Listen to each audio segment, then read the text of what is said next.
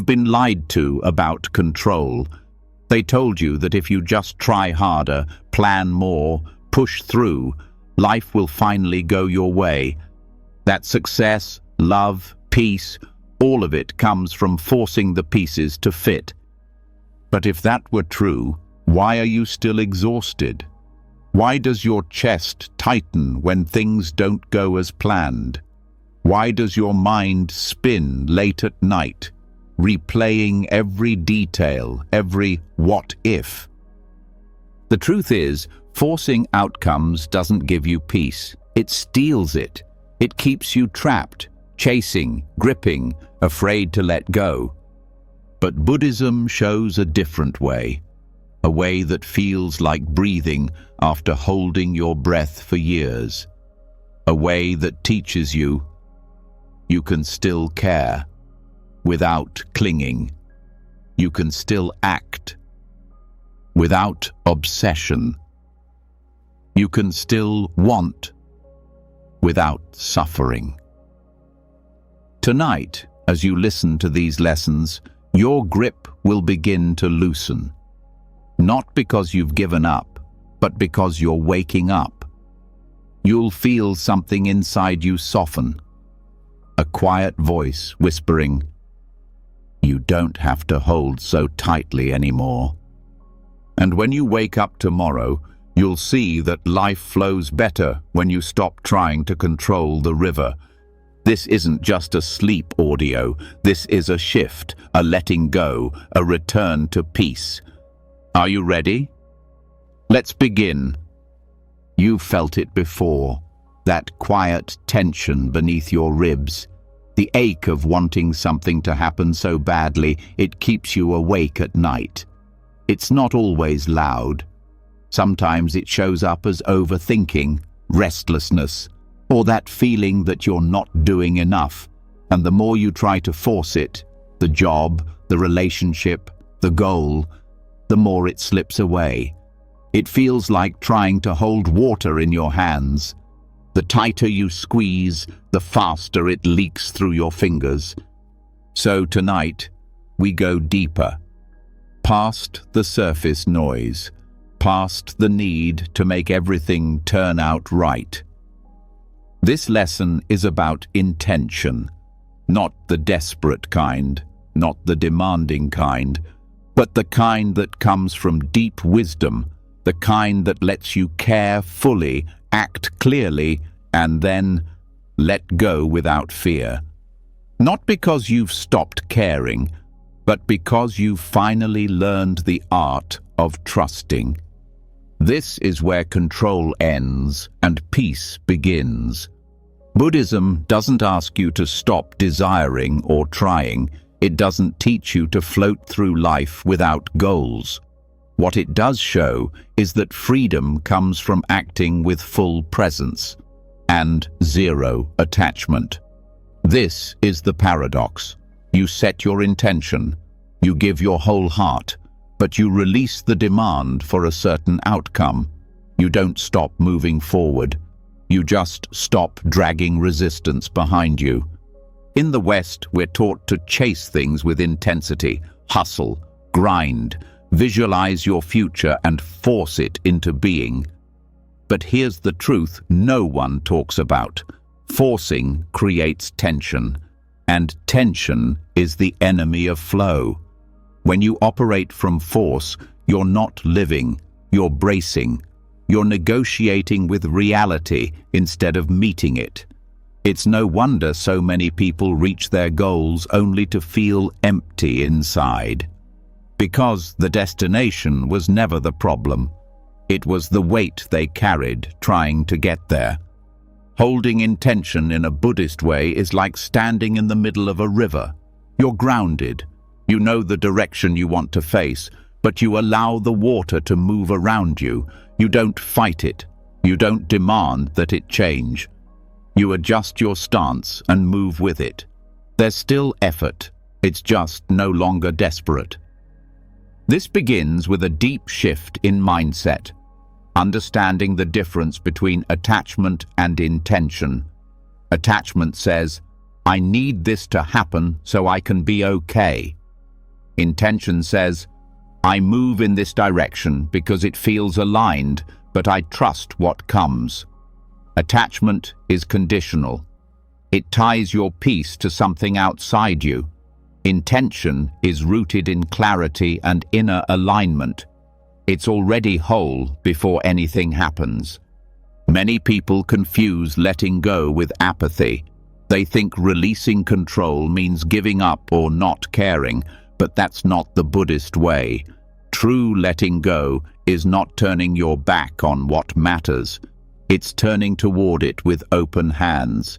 You still plant the seeds. You still show up every day with your heart in it, but you stop grasping because you've seen what grasping does to your spirit. Grasping shrinks you. It pulls you out of the moment and into a place of fear. Suddenly, your actions aren't coming from love or truth. They're coming from lack. You're not offering your best. You're begging for security, and it never works. The outcome you're chasing starts to feel like a hostage. That energy pushes it further away. Buddhist wisdom teaches that the root of suffering is tanha, craving, clinging, but it also teaches about chanda, wholesome desire. One destroys peace, the other supports it. The difference lies in the energy behind it. Craving says, I can't be okay unless I get this. Wholesome desire says, I move toward this with care, but I remain whole either way. This subtle shift changes everything. When you let go of the need to control the result, your actions become more powerful, not less. You're no longer weighed down by fear of failure. You're no longer acting to fill a hole. You're simply doing what needs to be done with clarity and steadiness. You don't rush. You don't hesitate. You move from truth, not from panic. Letting go of outcomes also creates space for something even better than you imagined. Because here's the truth. We rarely know what's actually best for us. What looks like failure in the moment often leads to unexpected growth, new paths, or deeper lessons. But when you're clinging to one version of success, you can't see the other doors that are opening around you. You're too busy banging on the one that's locked. This is where faith comes in. Not blind faith, but a kind of grounded trust in the intelligence of life. A trust that says, if I move with integrity and let go of force, the right things will unfold in the right time. This isn't laziness, it's surrender backed by effort. It's showing up fully without trying to strangle life into submission. Even in meditation, this paradox appears. You sit with the intention to be present, to observe your breath. But the moment you try to force silence, it escapes you. The harder you push away thoughts, the louder they get. Real peace comes when you stop fighting the mind. You acknowledge its movement and stop chasing it. This is a skill that applies to everything. Relationships, goals, healing. You set your direction, you bring your heart, and then you let go of needing it to turn out a certain way, because you've learned the difference between love and attachment, between purpose and pressure. There's a story often shared in Buddhist circles, a monk holding a cup of tea. When asked if he's afraid it might fall, he says, "This cup is already broken. Not because it's worthless, but because he understands impermanence. He drinks from it with full appreciation because he's accepted its eventual end. He holds it gently, not fearfully." This is how we hold our intentions. We move with purpose, we show up with love, but we hold everything lightly. We understand that nothing is promised, and that's what makes it precious. The tighter you cling, the more you suffer. The lighter your grip, the more fully you can live. When you stop forcing, your nervous system starts to relax. You sleep better, you breathe deeper, you stop rehearsing arguments in your head or scripting your future like a movie. You begin to trust your own ability to meet life as it comes, not as you demand it to be. And this trust is power. It's not loud or aggressive. It's the quiet strength of knowing who you are without needing everything to go your way. It's the kind of presence that turns goals into expressions of love, not desperation. And it's magnetic, because people can feel when you're not grasping. They feel the peace you carry. They feel your clarity. And ironically, the less you force, the more things begin to flow. Buddhism doesn't ask you to stop caring about your dreams. It teaches you to stop suffering for them. You stop believing that peace is waiting at the end of some perfect outcome. You realize it's here now, in the way you breathe, the way you walk, the way you meet this moment with presence. Everything you're looking for in the future already exists in how you show up now, not someday. Now. So tonight, as you lie in bed, let that truth wash over you. Feel the tension you've been carrying, the expectations, the timelines, the pressure, and then let it all fall away like dust from your skin. You've done enough for today. You've tried. You've shown up. Now let the universe carry the rest. No more gripping, no more waiting for things to be perfect before you feel peace.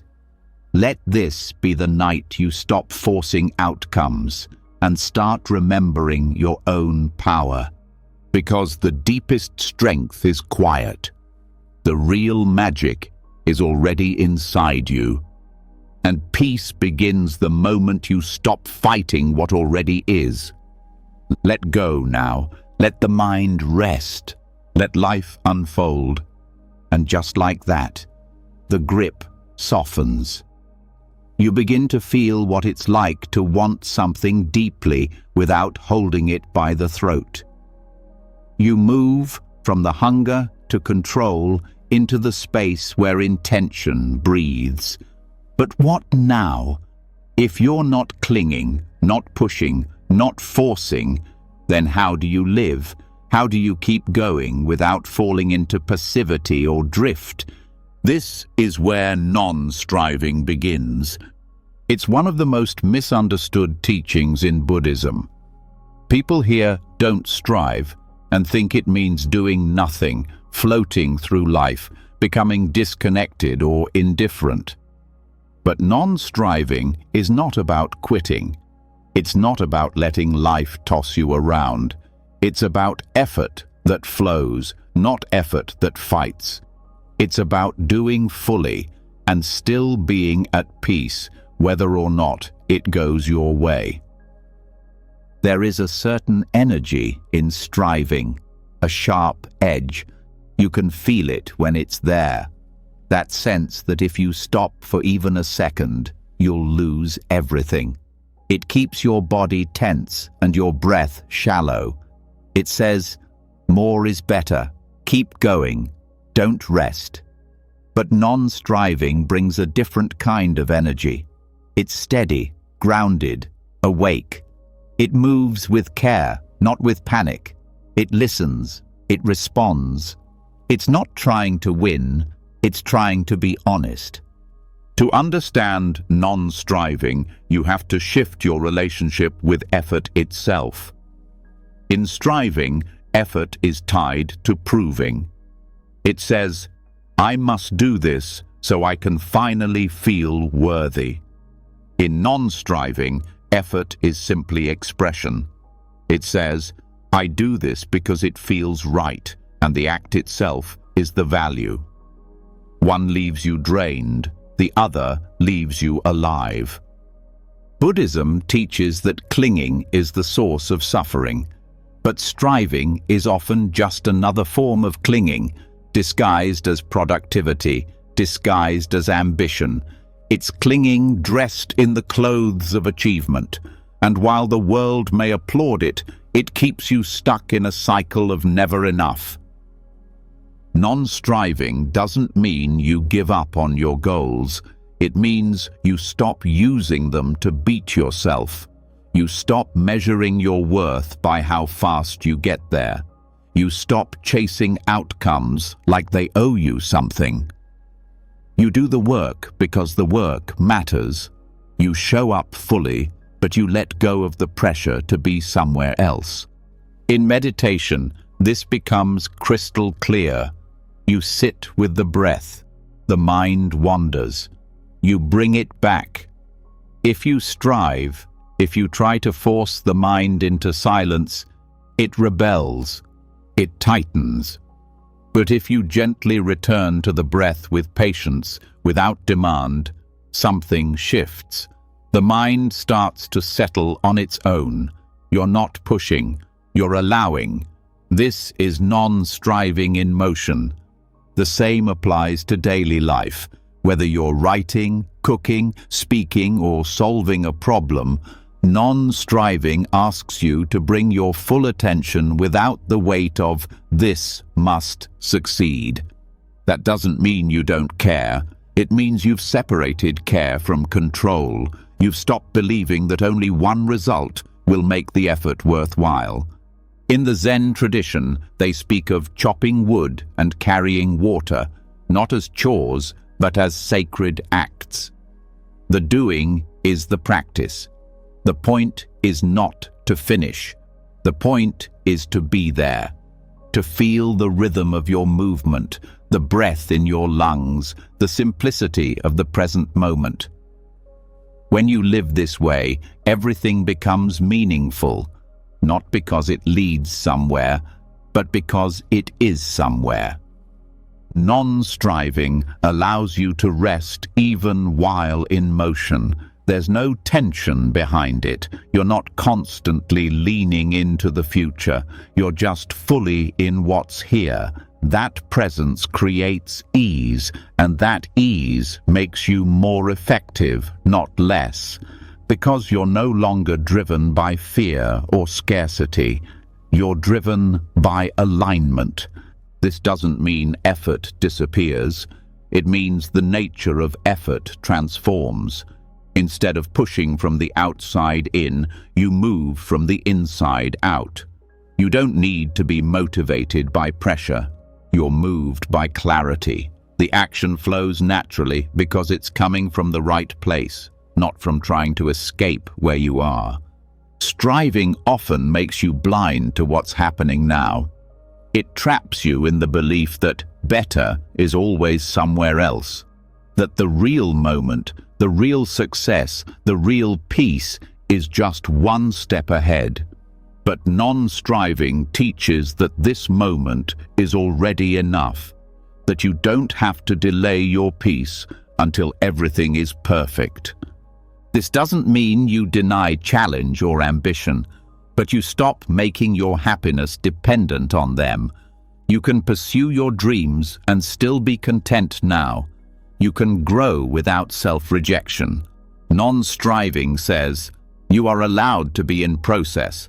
It honors the becoming, not just the result. It's especially powerful in relationships. When you stop striving to change others, to fix them, or to make them fit your script, something changes. People feel safer. You become more present, more compassionate.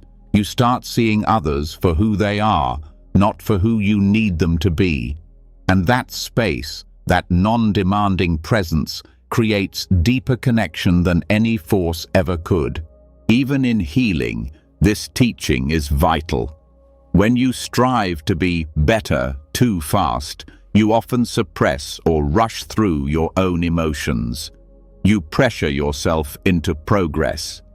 But non-striving allows you to meet yourself exactly as you are. You stop fighting your pain, and in that stillness, the real healing begins. not by fixing, but by accepting. The wound stops being something wrong with you and starts being part of your human experience. This also applies to creativity. Striving clutters the mind. It chokes inspiration. You get caught in perfectionism, fear of failure, doubt. But when you stop pushing, ideas begin to flow again. You tap into something deeper. You create not for approval, but because it's part of your nature. Non-striving restores that quiet joy in making things just for the sake of it. In work, this can feel like a paradox. We're trained to equate success with relentless pressure. But the most impactful work often comes from non-striving, from people who are deeply present, not panicked, who act with calm commitment, not chaos, who do their best and then let it go. That energy creates better outcomes, not worse. This is also true in learning. When you strive too much to understand, the mind becomes tense. But when you relax and let the information come in naturally, it integrates. You don't have to force growth. You create the right conditions and it unfolds. Like a flower, it opens when it's ready, not when you yell at it. The deep wisdom of non-striving is that it teaches you how to be in harmony with reality, not in opposition to it. You stop being a soldier against life and become a participant in it. You begin to flow, not float. You're still rooted, still engaged, but your energy is no longer clenched. It's open. This changes how you respond to obstacles. In striving, setbacks feel like failure. In non-striving, they become part of the dance. You meet them without panic, without self-blame. You adjust, you listen, you respond with clarity, not because you're numb, but because you're no longer resisting what's real. There's a soft discipline in this, a kind of elegant strength. You stay consistent, not because you're grinding, but because you're connected to your purpose. You keep going, not out of fear, but out of care. You've stopped trying to bulldoze your way through life. You're learning to walk with it. Non-striving also deepens your spiritual practice. Prayer, meditation, reflection, they become quieter, deeper. You're not trying to achieve enlightenment like a prize. You're simply opening to what already is. The noise fades. You begin to notice things you never saw before. Small moments, gentle truths, the softness underneath everything. And perhaps the most beautiful part, non-striving brings rest. Real rest. The kind that isn't just physical, but mental and emotional. You stop carrying the weight of, "I should be further along." You stop the inner war. You begin to trust the pace of your own unfolding. This trust becomes your anchor. It tells you, you are not late, you are not behind, you are here, and here is enough. So let the striving go, just for now. Let the pressure melt. Let the breath return to its natural rhythm. There is nowhere else to be. There is nothing to prove. What you do matters, but who you are right now matters even more. You don't need to push to be worthy. You don't need to exhaust yourself to be enough. You are allowed to move with ease, to act without panic, to care without clinging. Let effort become a joy again. Let doing be an offering, not a performance. Let this night be the moment you stop driving yourself to the edge and start coming home to peace within action. Here, in this stillness, the world keeps turning. The work gets done. The growth continues. And you get to breathe again. This is the wisdom of non-striving. Let it settle in your bones. Let it carry you into rest. Let the doing come from stillness, not struggle. You've done enough. Now rest. Let your heart stay open. Let your body soften. Let the silence hold you. Everything is already in motion. You don't need to push. You just need to be. So the breath softens. The tension releases. You no longer chase each task like it's your last chance to prove something. You've touched the space where doing flows without pushing, where effort no longer demands a prize. But there's still something subtle beneath the surface, something deeper that keeps showing up. It hides in goals, in plans, in the future you hold so tightly. It's the belief that things must stay exactly as they are, or turn out exactly as you wish. That's where the illusion begins. Even when we loosen our grip on outcomes and stop striving so forcefully, we're often still caught in the invisible web of permanence. The feeling that once something good is found, it should stay, that success must last, love must not change, identity must stay intact. This clinging to what seems solid becomes the root of quiet suffering. We act like life is fixed, but life is movement. Buddhism names this truth clearly, anicca, impermanence, not as an abstract concept, but as the very fabric of reality. Everything changes. Not some things, not just the big things. Everything. That includes your ideas, your relationships, your moods, your victories, your struggles, your roles, your goals. And yet, so often, we live as if permanence were real. We make plans with the assumption that they will unfold as expected. We set goals with the belief that reaching them will lock in happiness. We get attached to specific visions of the future, not because they are right, but because they feel safe, predictable. But that safety is fragile, because the world doesn't follow our script. It never has. The pain doesn't come from the changes, it comes from our refusal to accept that change is natural. When a relationship shifts, when a dream dissolves, when a role ends, the sorrow deepens when we treat that shift as a mistake instead of a movement. We believe something went wrong, when in fact it may be that everything is unfolding exactly as it must. Letting go of permanence doesn't mean giving up hope. It doesn't mean detaching from life or becoming cold. It means softening the belief that anything, including your goals, can stay frozen in time. It means learning to hold your visions like water in your hands, fully, gratefully, but without the illusion that you can stop the flow. This truth also touches how we define ourselves. You're not who you were 10 years ago. You're not even who you were last week. And you won't be who you are today, 5 years from now. Yet, we build identities like fortresses. I'm this kind of person. I want these things. I always do it this way. But identity, too, is part of the illusion. When it becomes rigid, it becomes a trap. Holding on to goals too tightly is often about protecting identity. We believe that reaching a certain milestone will confirm something about us, that we're good enough, successful enough, lovable. So we chase those goals like lifelines, but when goals are built on fear of what we'd be without them, they become prisons dressed as progress. Anicca invites you to move differently. To plan, yes. To dream, absolutely.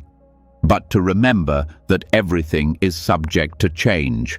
And that's not a flaw in the system. It is the system. It's what allows growth, adaptation, evolution. If nothing changed, healing would be impossible. Learning would be impossible. Joy itself would turn stale.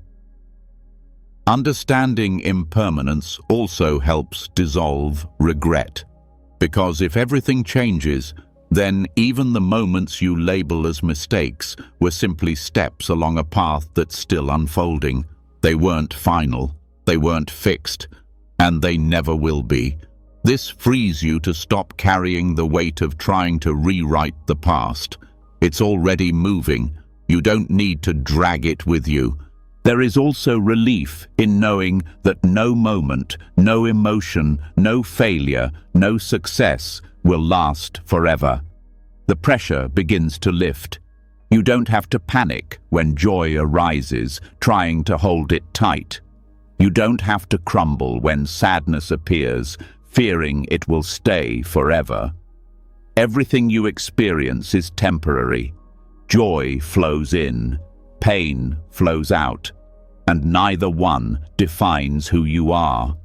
This understanding helps us release perfectionism. Often we set goals with an unconscious hope. Once I get there, everything will stay perfect. But nothing stays.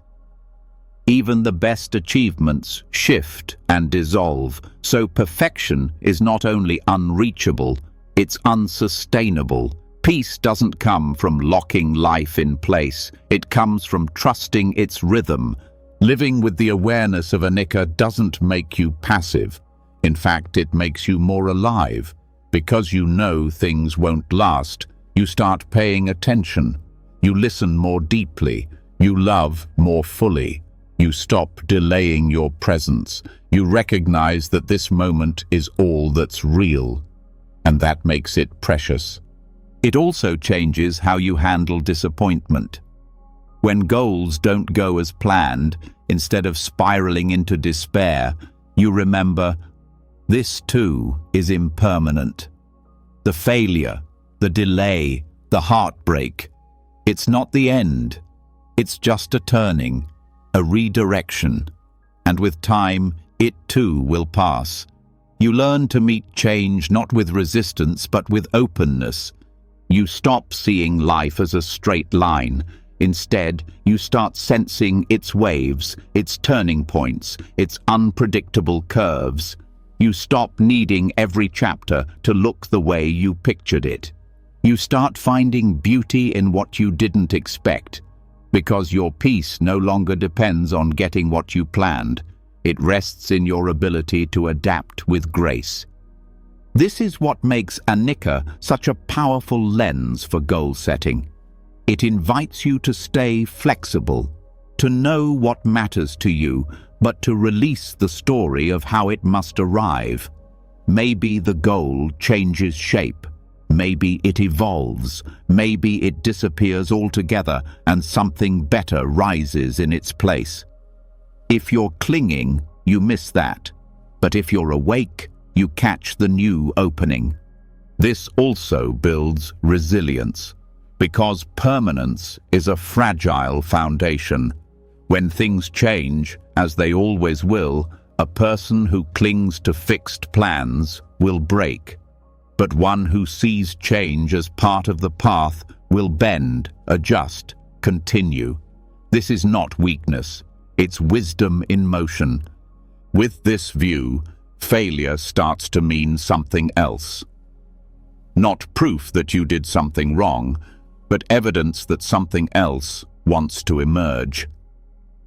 You learn to listen to life instead of just pushing your version of it. You become a partner with change, not a victim of it. And that relationship makes everything lighter. Goals themselves become less about proving and more about participating. You're no longer saying, "This must happen or I'm not okay." You're saying, "This feels aligned right now and I'm open to where it leads." That openness allows your goals to grow with you, to shift as you do. It's important to recognize that impermanence doesn't erase meaning, it deepens it. A flower that only blooms for a week is not less beautiful. It's more so because its life is brief. A moment of laughter, a burst of clarity, a fleeting connection. These are not diminished by their shortness. They are made sacred by it. So too with your own journey. The fact that this phase will end, this body will change, this chapter will close. It's not cause for fear. It's reason to be fully here, to let go of future fantasies and drop into the only thing that's real, now. This presence becomes your anchor. You're no longer pulled by what might be or trapped in what was. You're rooted in what is. From here, you can move, you can dream, you can act, not because you're trying to freeze life, but because you're participating in its flow. And what happens when you start living this way?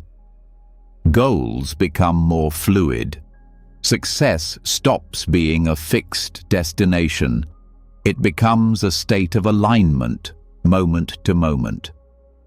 You start asking different questions, not just what do I want to achieve, but what wants to come through me now, not how can I make things last, but how can I meet this moment fully, knowing it won't stay?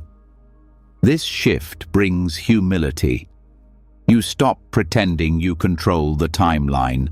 You stop demanding guarantees. And from that surrender, a deeper kind of power arises. The power to stay centered even when everything around you changes. Because now you know the truth. Change doesn't mean loss. It means motion. It means life. It means you're not stuck. And neither is the world. So rest now, knowing that even the tightest knots can loosen. Even the hardest days will pass. Even the heaviest stories can be rewritten. Let your breath move without needing to hold it. Let your thoughts rise and fall without needing to control them. Let your goals be like seeds, planted with care, nurtured with love, and released to grow in their own way. Anicca isn't a punishment. It's the invitation to live fully, not someday, now. And now is more than enough. The more clearly we see that everything changes, the more gently we begin to move through the world. We stop gripping at moments, goals, identities. We begin to respond, not react. And still, a new question arises in the silence that follows. How do we act with care when everything shifts? How do we live without swinging between extremes? When life pushes us into control, into exhaustion, or the opposite, into withdrawal and avoidance, how do we stay centered? This is where the middle way begins to speak. It's not just a teaching, it's not a vague suggestion to stay balanced. It's a lived understanding that freedom doesn't come from extremes. It comes from the quiet discipline of not losing yourself to either side. The middle way was born not from theory, but from experience. The Buddha himself lived both ends, indulgence and self-denial, and found both to be traps. One numbed him, the other broke him. Neither led to clarity. And so he stepped into the space between. In today's world, the pressure to go to extremes is constant. You are told to push harder, achieve more, prove yourself, fix everything. Or when that becomes too much, the temptation is to give up, disconnect, avoid, numb out, control everything or abandon it all. But both paths leave you unsteady. Over-control creates anxiety and resistance. Passivity builds regret and powerlessness. The middle way invites a third option, one of presence, steadiness, and quiet strength. This path begins with awareness. You start noticing when your energy becomes sharp, frantic, tense, the signs of over-control. You also notice when it becomes dull, heavy, resigned, the signs of withdrawal. Instead of judging these states, you recognize them. You become intimate with their patterns. And then you ask the deeper question, what does balance look like here? Balance is not a perfect line. It is a living response to the moment. It's choosing action without panic. It's resting without collapse. It's knowing when to speak and when to be silent, when to persist and when to let go. The middle way teaches that wisdom is not rigid. It adjusts, it learns, it listens. One of the signs of imbalance is tension in the body. Over-control tightens your chest, narrows your breath, locks your shoulders. You try to hold the world up on your own, but life is not asking you to carry everything. It's asking you to meet it, not dominate it. The middle way invites softness where there is strain. You keep doing what matters, but without gripping it so hard.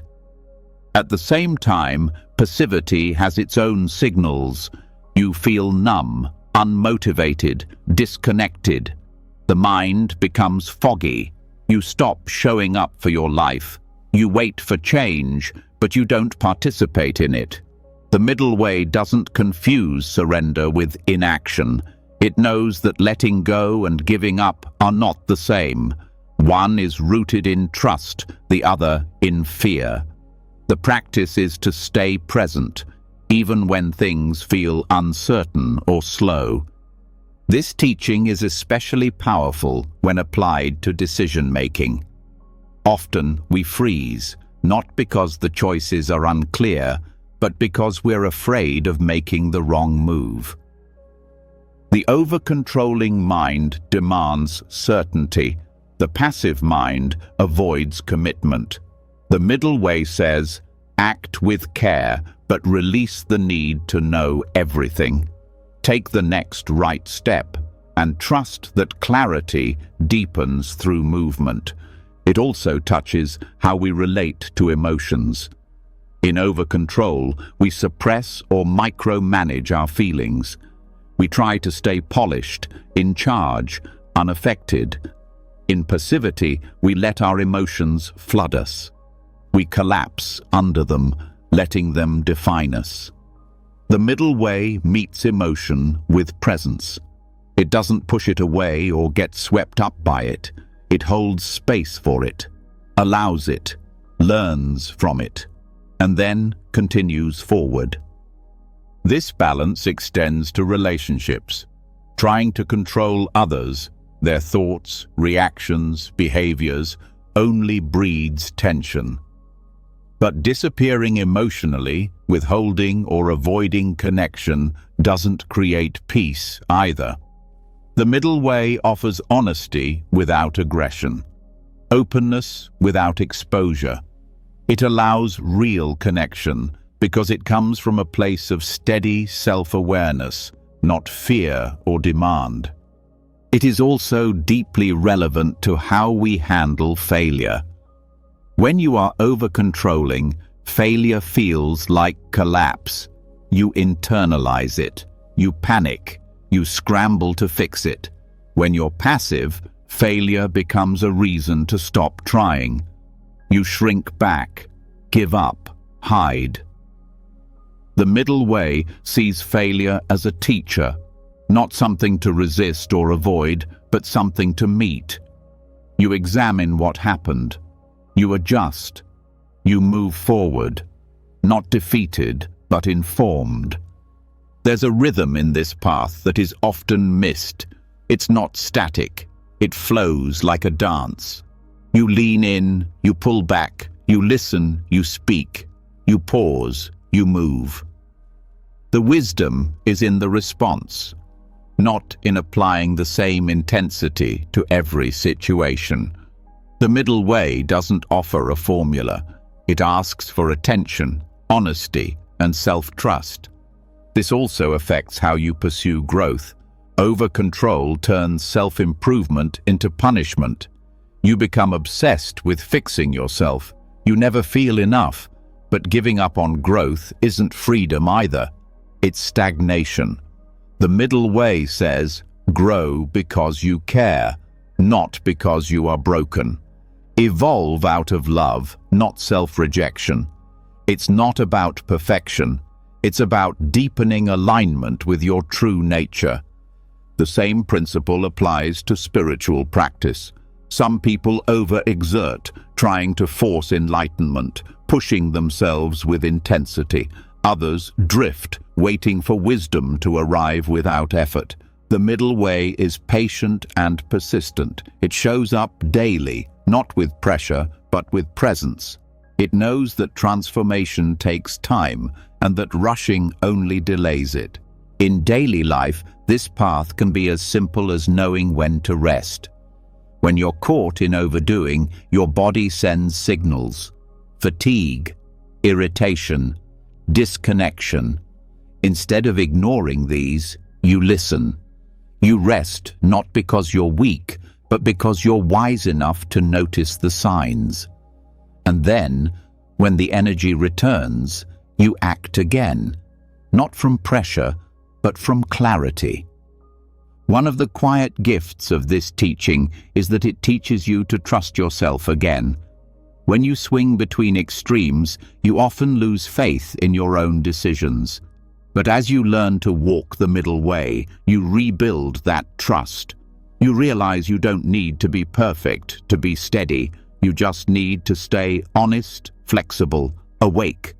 This path also brings ease into productivity. Over-control turns work into a battlefield. Every task becomes a test.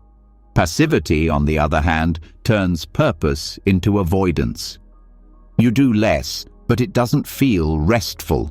It feels dull. The middle way allows you to work with care and rest without guilt. It restores your natural rhythm. You begin to know when to push and when to pause, and both feel aligned. In creativity, the same wisdom applies. Forcing inspiration kills it. Avoiding creation stalls it. The middle way invites discipline without rigidity. You show up to the work, but you stay open. You shape your ideas, but you don't strangle them.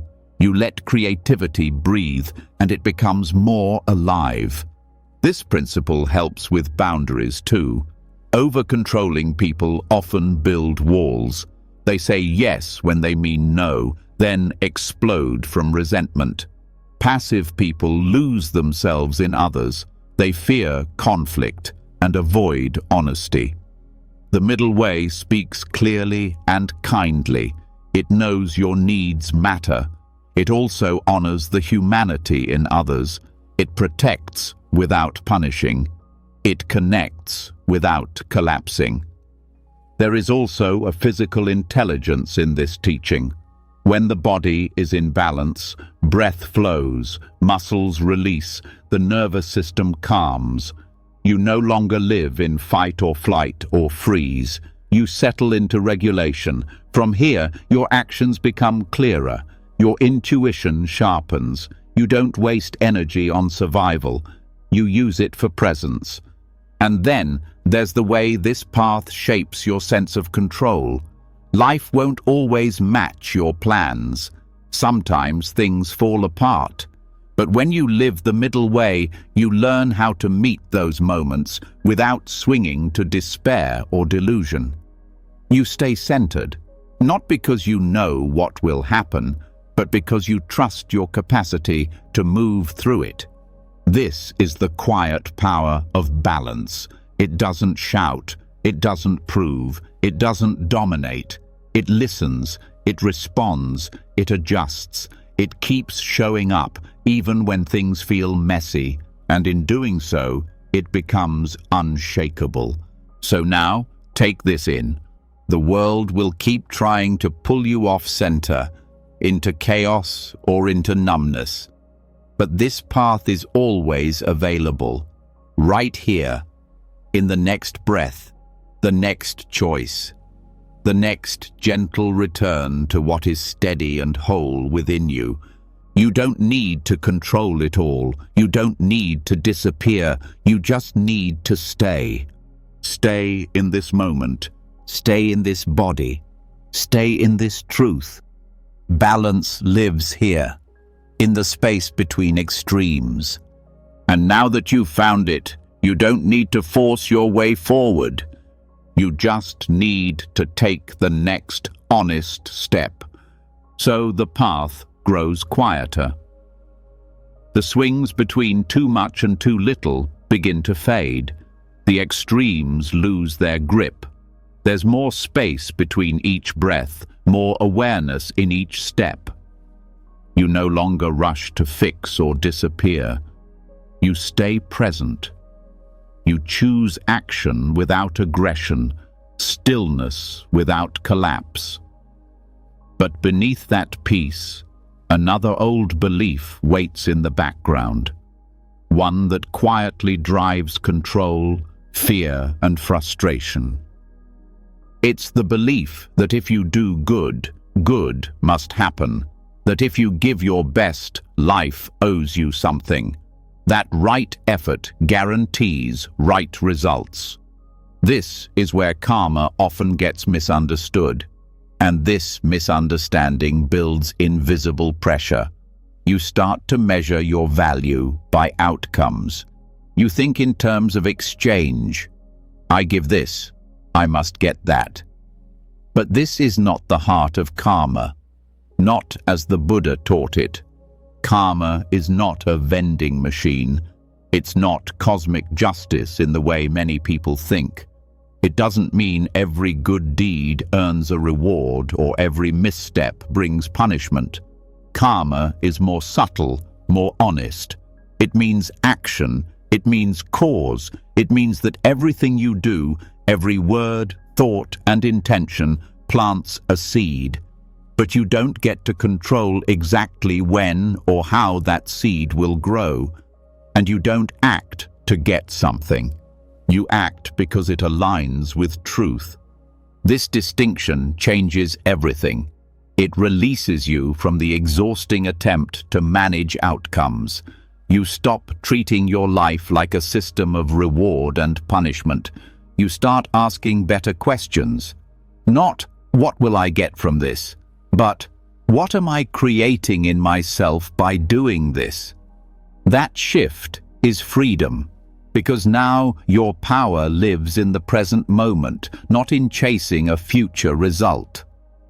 When karma is misunderstood, it becomes a source of shame and confusion.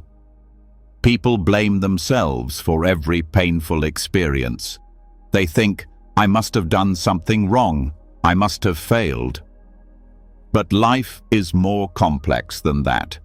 Not everything that happens to you is a direct result of your current actions. Karma is collective. It moves across time, space, systems, and patterns. It's not a punishment. It's simply cause and effect playing out across layers far beyond what the mind can trace. This means that suffering isn't always your fault.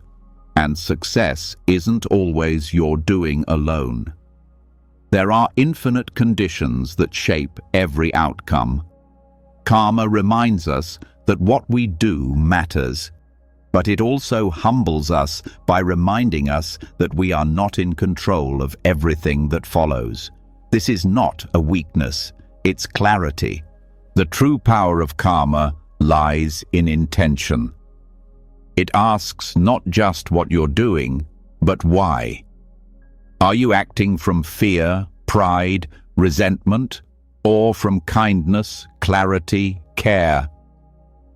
Two people can do the same thing with different intentions and create very different karmic patterns. It's not about performance, it's about alignment. You become what you practice, and the quality of your intention shapes the energy you carry forward. This awareness makes you more honest. When you understand that karma doesn't guarantee results, you stop manipulating your behavior to earn a reward. You become sincere. You act rightly because it feels true, not because you're keeping score. This gives your choices a deeper integrity. There's no performance, no transaction, just the quiet dignity of right action. This clarity also brings compassion. If someone is struggling, you stop thinking they deserve it.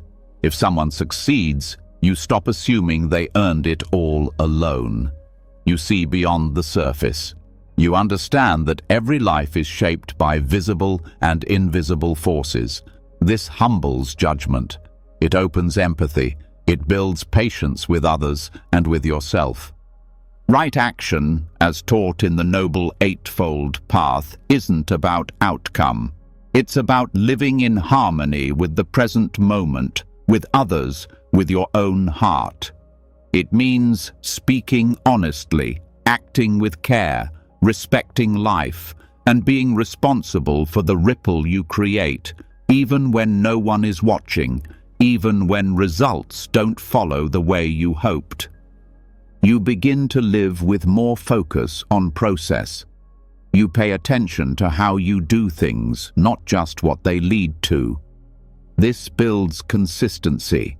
It roots your life in values, not in mood swings or external results. You show up the same whether or not anyone claps, because your peace no longer depends on applause. Letting go of the need to control the fruit of your action also eases disappointment. Not because you no longer care, but because your sense of purpose isn't tied to how things look on the outside. You may pour your energy into something and it might still fall apart. But instead of collapsing, you reflect, you grow, you plant new seeds, because you're not living for guarantees, you're living from principle. This practice becomes especially powerful when things feel unfair, when someone lies and gets rewarded, when you work hard and still fall short. The mind wants to tighten, to demand balance, but karma invites trust in a larger unfolding, not a fantasy that everything will be fixed, but a deep faith that right action builds inner strength, even when outer results don't match. You stop using effort as a weapon. You stop tying your worth to recognition. You begin to take joy in being aligned. You do what's needed, and you release the rest. This does not mean being passive. It means being wise. Wise enough to know the limits of your control and the power of your intention. Even in small actions, this shows. A kind word, a patient silence, a generous pause. These aren't just gestures, they are seeds. And though you may not see the bloom, something always grows. Maybe in someone else, maybe in you, maybe in ways you'll never understand. But nothing true is wasted. This truth also heals perfectionism. You stop obsessing over getting it all right. You focus instead on staying honest. You know that mistakes will happen, but you learn from them. You don't need to punish yourself. You take responsibility without shame. You keep planting better seeds. You keep moving forward. The misunderstanding of karma often makes people fearful, afraid to make the wrong move.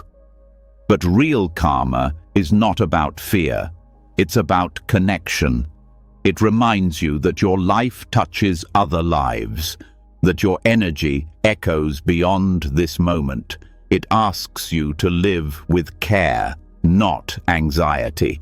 This kind of living builds resilience. Because when your peace is rooted in intention, you're no longer shaken by every external change. You may be disappointed, you may grieve, But you don't break. You trust the ground beneath you, not because it guarantees success, but because it is steady, real, earned. You also stop comparing yourself. When you no longer see life as a scoreboard, you stop needing to win. You stop measuring your path against others. You start listening more closely to what your own right action looks like, which may not look impressive, but feels deeply true. Karma also teaches patience.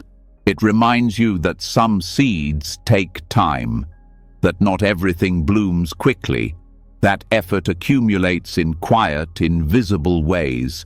You stop needing instant proof that what you're doing is working. You trust the process. You water the ground even when it's dry. And eventually, something grows. Maybe not what you expected, but often what you truly needed. This frees you from bitterness. You stop blaming life for not meeting your timeline. You start engaging with it as it is, not as you think it should be. You stop saying, "I deserve this by now," and you start saying, "This is where I am. What can I do with care?" This doesn't mean accepting harm. Karma also means being responsible for what you allow. Right action includes boundaries, includes speaking up, includes refusing to perpetuate pain. It doesn't mean shrinking. It means showing up in a way that aligns with your deepest truth, even when it's hard. And it means letting go when needed. If a path becomes harmful, you don't stay because of sunk cost. You don't cling because of guilt. You trust that walking away can also be right action. That sometimes not continuing is the most powerful seed you can plant. This understanding is quiet. It doesn't shout. It doesn't need proof, but it changes how you live. You become someone who acts with integrity, not for applause, who rests without shame, who contributes without needing control, who serves not out of fear, but out of love. So now, return to this breath. You are not behind, you are not owed, and you are not empty. Every small choice matters. Every intention leaves a trace. The future is shaped not by force, but by presence. And you, right now, are shaping it. Not with pressure, not with fear, but with care, and that is more than enough. There's a shift that happens when you stop measuring yourself by results, when you stop performing goodness to earn something back, when karma becomes less about external gain and more about inner truth. But even as you begin to act from alignment instead of outcome, something deeper may still be running the show. A quiet voice in the background that says, "I need to be someone. I need to matter. I need proof that I am enough."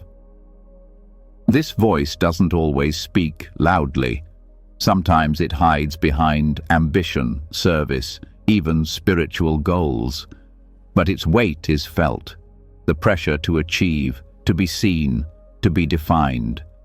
This pressure is rooted in identity, and identity, from a Buddhist view, is a construction, temporary, changing, not solid. The deeper teaching that cuts through this illusion is sunyata, often translated as emptiness. Not emptiness as in lack, not despair, but emptiness as in spaciousness, as in the absence of fixed, separate, independent existence. And it is this understanding that begins to free us from ego-driven desires that quietly distort our lives. To see sunyata clearly is to realize that nothing exists in isolation. No thought, no object, no person stands alone. Everything depends on causes and conditions. Everything arises in relationship. This includes your goals, your identity, your sense of self. When you deeply understand this, the grip begins to loosen. Ego doesn't like that. It wants to be central, important, permanent. It wants certainty and structure. It says, "This is who I am," and then builds a life to prove it. But that I is not stable, it's not fixed, it's a flowing process, a web of memories, habits, preferences, emotions. When you believe it's solid, you cling, you chase things, not because they're right, but because they reinforce the story of who you think you need to be. Sunyata reveals that this story is not truth, it's a lens. And while it helps you function, it also limits you. When you identify too strongly with it, your life becomes a series of confirmations. You're no longer present. You're busy maintaining a character. And when that character is challenged, you feel fear, anger, shame, because you've mistaken the mask for the face beneath it. The idea of success is one of the most common ego projects. People pursue it relentlessly, not always because the work itself is meaningful, but because they believe success will prove something about who they are, that it will make them whole, lovable, safe. But from a sunyata perspective, success is empty, not worthless, but lacking fixed identity. It is what it is only in relationship to the mind that names it. You begin to see that success means different things depending on context, culture, conditioning. It is not a universal truth, it's a shifting symbol, and when you grasp this, your chase begins to slow. You stop running after meaning in external forms. You start looking into the space within, the place that doesn't need to be anyone to feel at peace. This doesn't mean you stop living.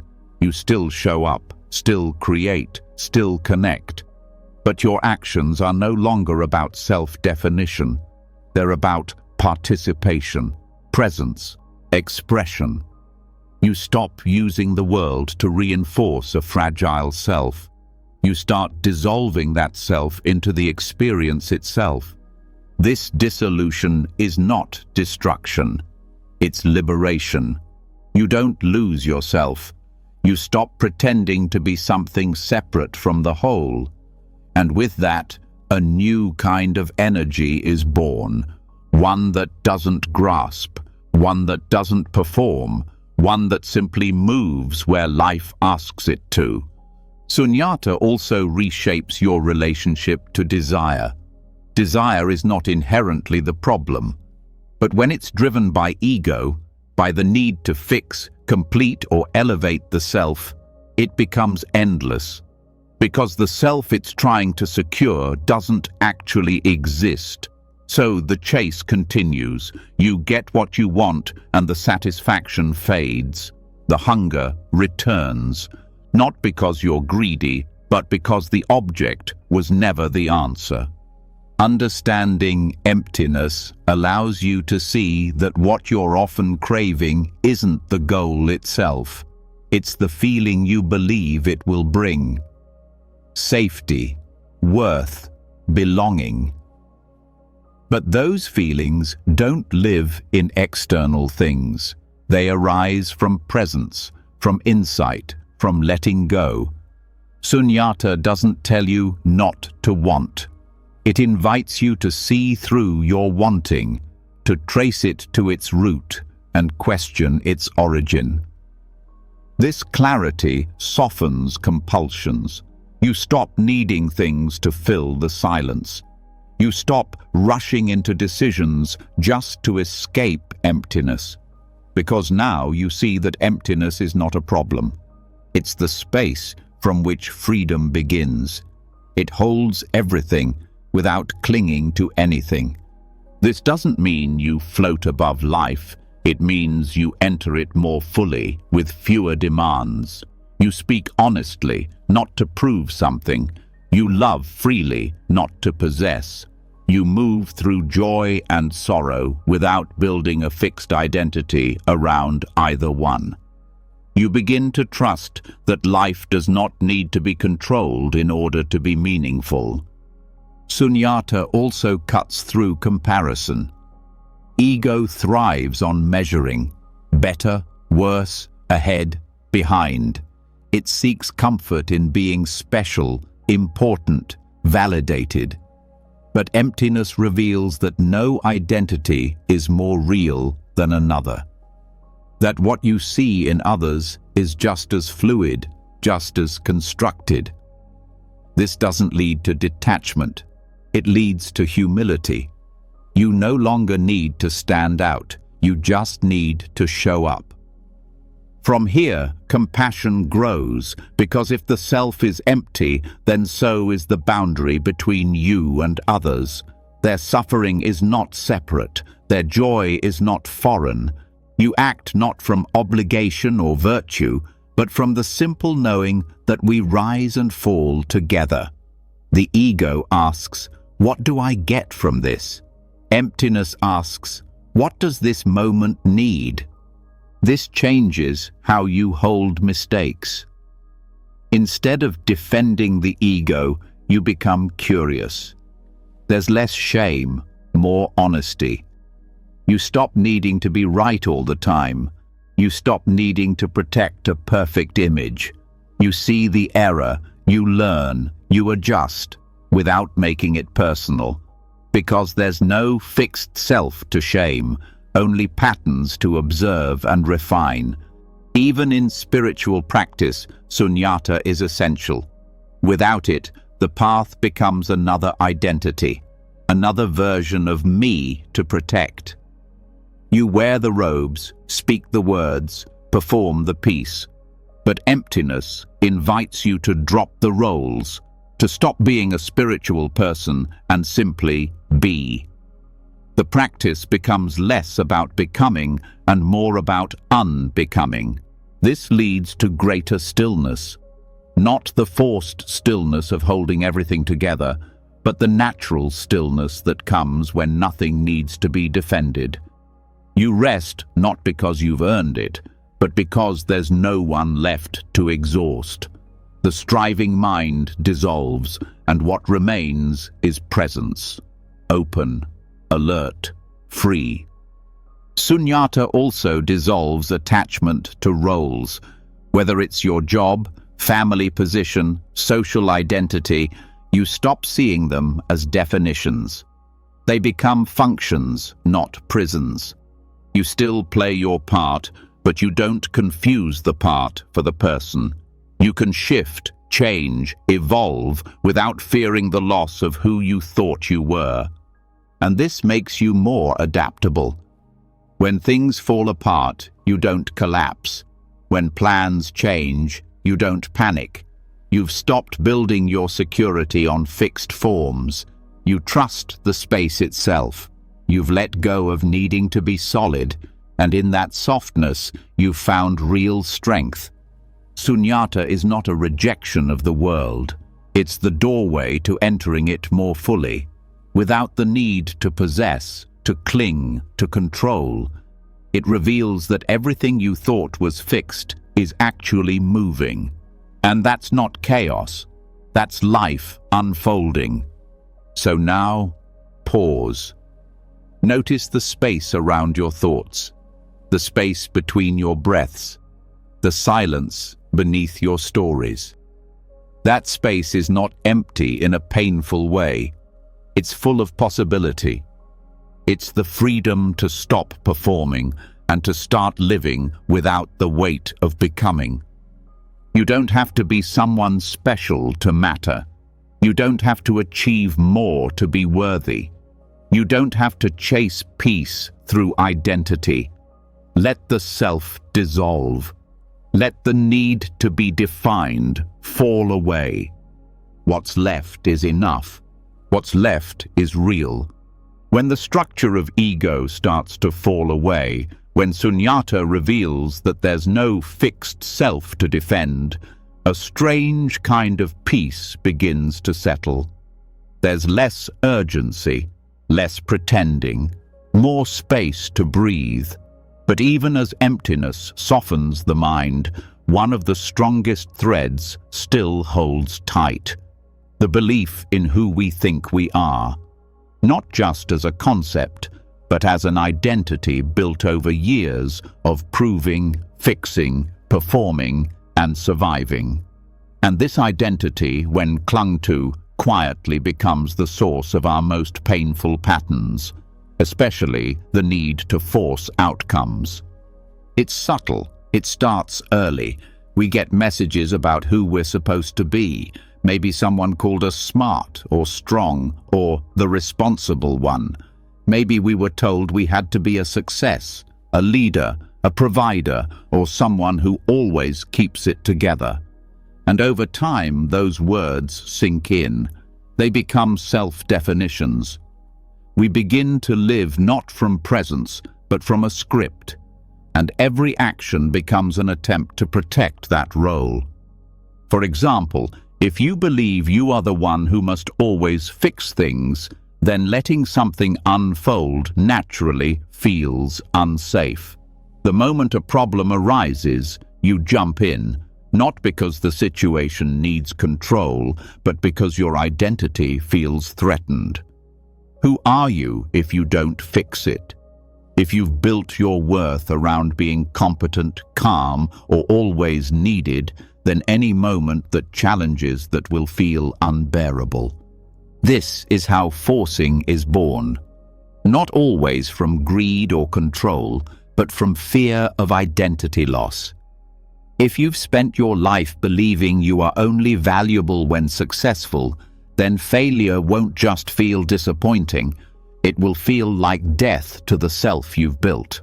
So you overwork, overthink, overplan, not because you're clear, but because you're scared to lose the version of yourself that gives you a sense of place in the world. Identity isn't just who you think you are, it's who you believe others expect you to be. You start living for appearances, afraid of disappointing images you never fully chose. And in doing so, you stop being real. You filter your truth. You ignore your needs. You say yes when you mean no. You keep pushing even when your body says stop, all because stopping feels like failure, not of the task, but of the self. Letting go of identity is one of the most terrifying but liberating things a person can do. It means facing the reality that who you think you are is not solid. It means asking, what if I'm not the achiever? What if I'm not the helper? What if I don't have to be the strong one all the time? And that's hard, because identity brings a sense of safety. Even if it's exhausting, at least it feels familiar. But the truth is, holding on to it is what keeps you in a loop of tension and force. When you let identity soften, your actions begin to change. You stop needing to push so hard. You listen more. You pause before reacting. You ask, is this coming from truth or from a need to prove something? That simple pause is where freedom begins. You start moving from clarity, not compulsion.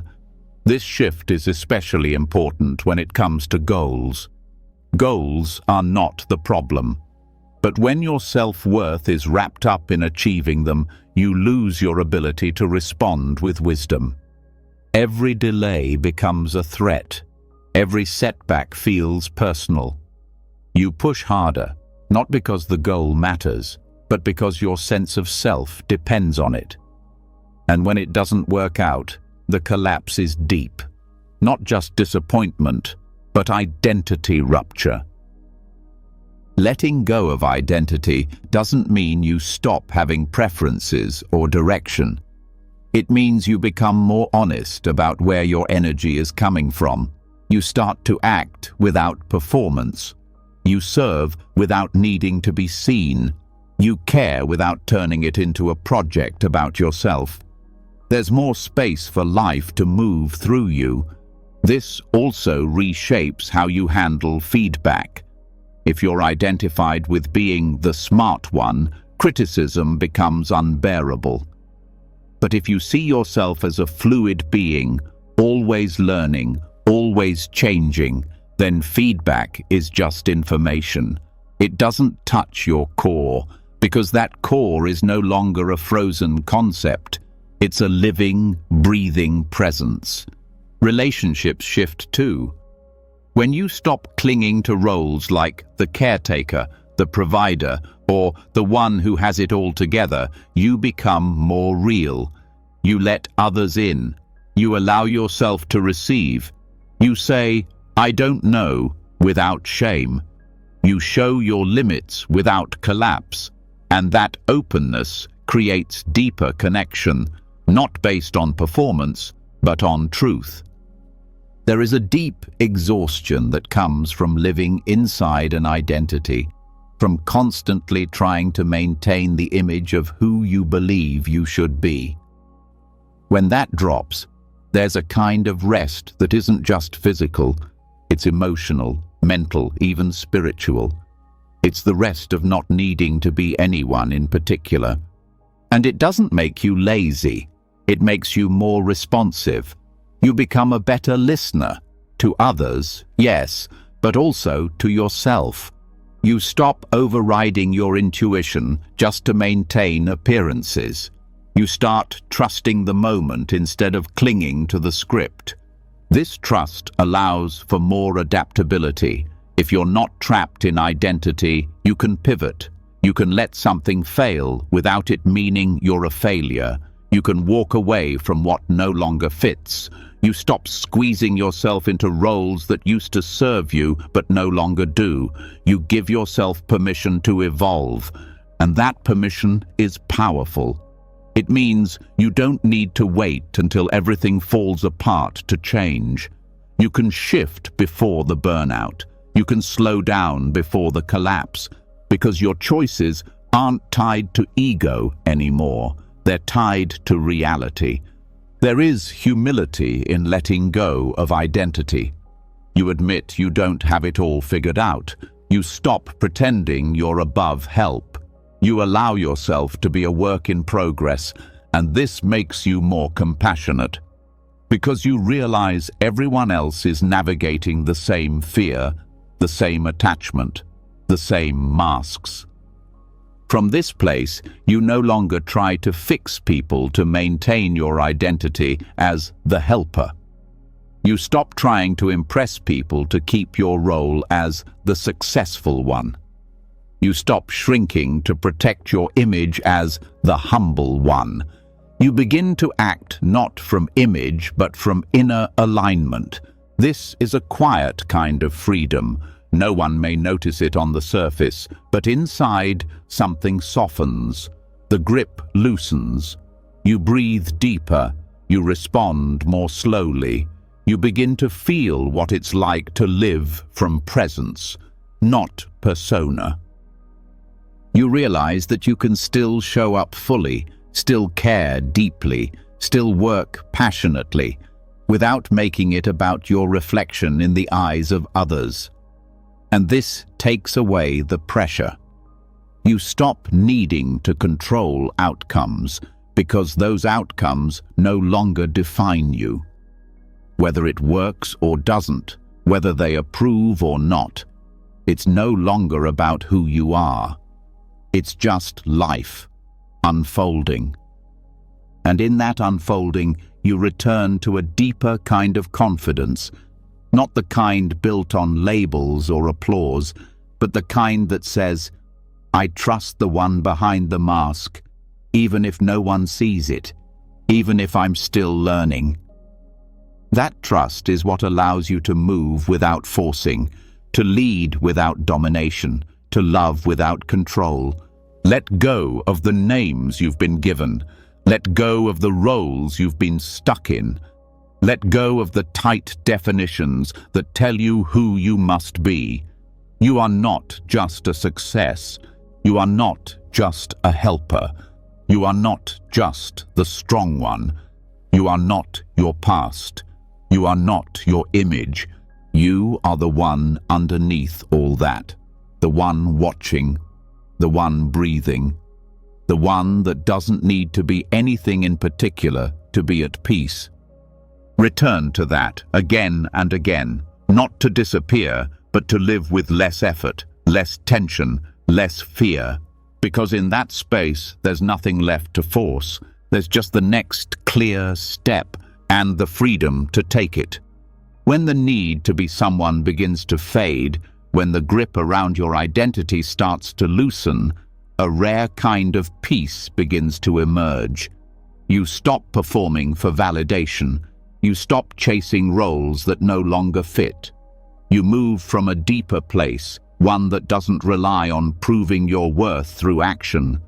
But even in this inner freedom, the mind still wants to fill the space. It rushes to speak, to solve, to explain. It fills silence with noise, both outside and within. And so the next step becomes clear. Not more doing, not more striving, but something far more powerful, stillness. Noble silence is not just the absence of talking. It is the conscious choice to stop interfering, to stop reacting to every thought, every impulse, every uncomfortable moment. It is the space where ego softens even further, not through effort, but through restraint. It doesn't mean withdrawal. It doesn't mean disengagement. It means listening more deeply. It means creating room for life to unfold on its own terms, without your constant shaping of it. When you live in constant noise, verbal, emotional, mental, there's no room to hear what's underneath. Reactions become automatic. Patterns repeat. Conversations go in circles, but noble silence interrupts this cycle. It's not silence for the sake of quiet. It's silence that holds presence. Silence that says, I don't need to fix this right now. I don't need to rush to clarity. I can sit in the unknown. This kind of silence reveals truth. When you don't speak just to avoid discomfort, you begin to notice what discomfort is trying to teach you. When you don't speak just to control a situation, you begin to witness how it naturally moves without your interference. You start to understand that not every space needs to be filled, that sometimes clarity only comes when you stop trying to force it into words. Mental silence is just as vital. The inner dialogue that constantly narrates your life can become its own prison. The voice that explains, judges, compares, plans. It runs non-stop unless you choose to pause. Noble silence invites you to watch this voice without feeding it, to observe thoughts without following them, to create a gap between awareness and reaction. That gap is where peace begins. This practice becomes especially important in conflict. The urge to speak, defend, correct, or win is strong, but often words made in reaction only create more distance.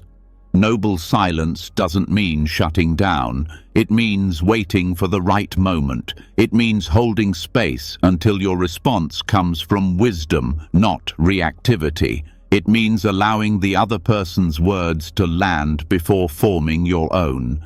In relationships, this silence is transformative. When you stop interrupting, fixing, or filling the space, you begin to hear people differently. You listen without planning your reply. You notice what's underneath their words, and this kind of listening creates safety. It tells the other person, you are allowed to be heard without pressure. It builds trust not through answers, but through presence. Noble silence is also a practice of humility. It teaches you that your words are not always needed, that your opinion doesn't always have to be shared, that your insights can wait. This isn't about self-erasure, it's about discernment, knowing when speaking serves the moment and when silence says more. Even in solitude, noble silence has power. It becomes a mirror. Without distraction, you face your thoughts. You notice the patterns. You see the emotions you usually outrun. And in that seeing, something shifts. You realize that presence doesn't need noise, that being alive doesn't require constant activity, that stillness is not the absence of life, it is the heart of it. This kind of silence is not passive, it's deeply engaged. It requires discipline. The discipline to wait, to watch, to withhold impulsive reactions. The discipline to choose not to interrupt your own unfolding. It's not always comfortable. In fact, it can be confronting, but it creates space where real transformation can happen. You begin to see how often your words are used to protect the ego, to gain control, to avoid vulnerability. You start to notice the difference between speech that brings clarity and speech that just fills air.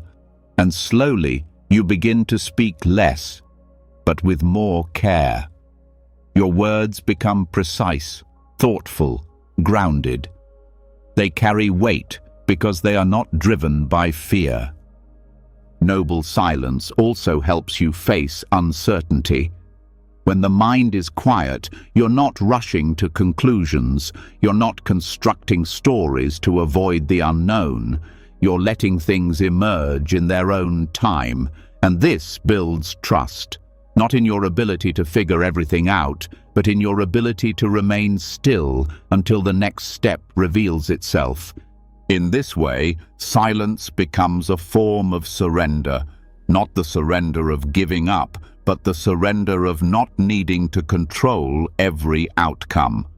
You still act, you still respond, but not from panic, not from ego, from presence, from awareness, from the calm center that sees clearly and moves wisely. In creative work, noble silence makes room for inspiration. When the noise quiets, insight rises. Ideas come not from force, but from spaciousness. You stop chasing solutions. You start receiving them.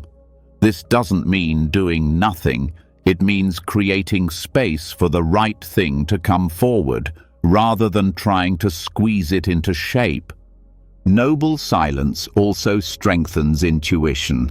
The more you quiet the mind, the more you hear the subtle signals, the feeling in your body, the quiet sense of yes or no. You learn to trust this deeper knowing, not because it's dramatic or loud, but because it comes from stillness, not from fear. This kind of silence is especially healing in a world of constant noise, information, opinions, updates. It never stops. But silence gives your nervous system a chance to reset. It lowers stress. It deepens focus. It reminds your body that it doesn't have to be on high alert all the time.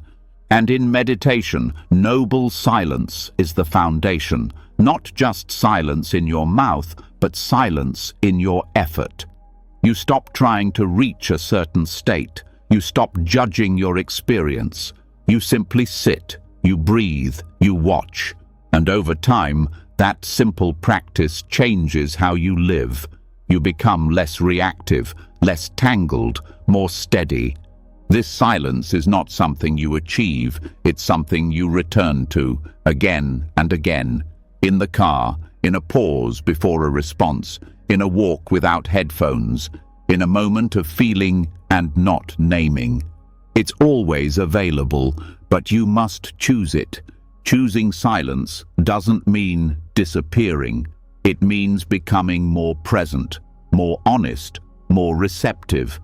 You don't need to narrate every moment. You don't need to fill every gap. You don't need to explain your worth. You are allowed to rest in quiet. You are allowed to wait and watch. And sometimes, silence is the most powerful answer. Not because it avoids truth, but because it respects it. Some truths can't be spoken. Some healing happens in the space between words. Some peace arrives only when the noise stops. Let that peace come. Let the silence hold you. Let it speak for you when words would only add confusion. Noble silence is not emptiness. It's presence without interference. And it is from this space that life begins to unfold, not as you plan, but as it must. And that unfolding, without force, is more than enough. When silence settles, a different kind of clarity begins to grow.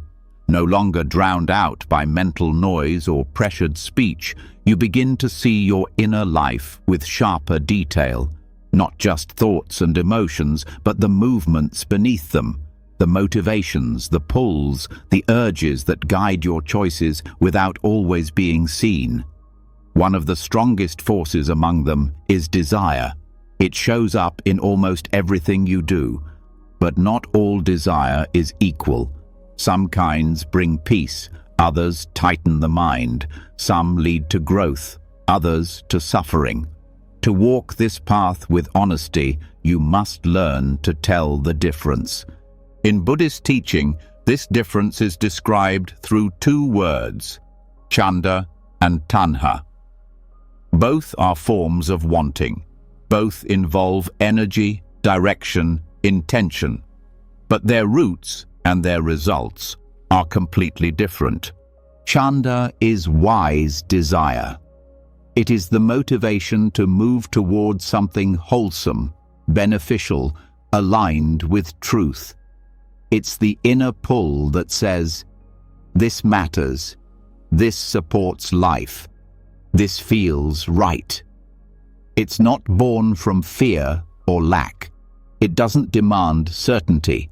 It carries clarity and lightness. You feel more present when you follow it, not more anxious. Tanha is craving. It's the restless hunger to get something that you believe will finally make you complete. It's not about the object. It's about escaping the discomfort you feel right now. It's driven by grasping, pressure, and dissatisfaction. Even when it gets what it wants, it doesn't rest. It moves to the next object, and then the next, and it always whispers the same lie. Once you have this, you'll be okay. Learning to recognize the difference between these two is not just helpful, it's essential. Because craving often disguises itself as purpose. It can wear the mask of ambition, romance, self-improvement, even spirituality. But beneath the surface, it's still fueled by lack. You chase not because you are clear, but because you are afraid to stop. Wise desire does not carry that urgency. It doesn't grab. It guides. It arises from a place that feels already whole, already steady. It doesn't promise that life will be perfect if you get what you want. It simply invites you to participate in something meaningful. There's room to breathe inside chanda. There's space to adjust. You don't cling to results. You care, but you don't collapse if things don't go as planned. Craving, on the other hand, tightens your body. It narrows your vision. It creates tunnel thinking, this or nothing. It pulls you out of the present and into imaginary futures where everything finally feels right. But the more you chase it, the further away peace seems to be. You begin to live for the future while missing what's right in front of you.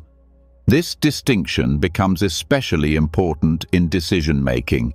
When you're choosing your next step, Ask not just what you want, but why you want it.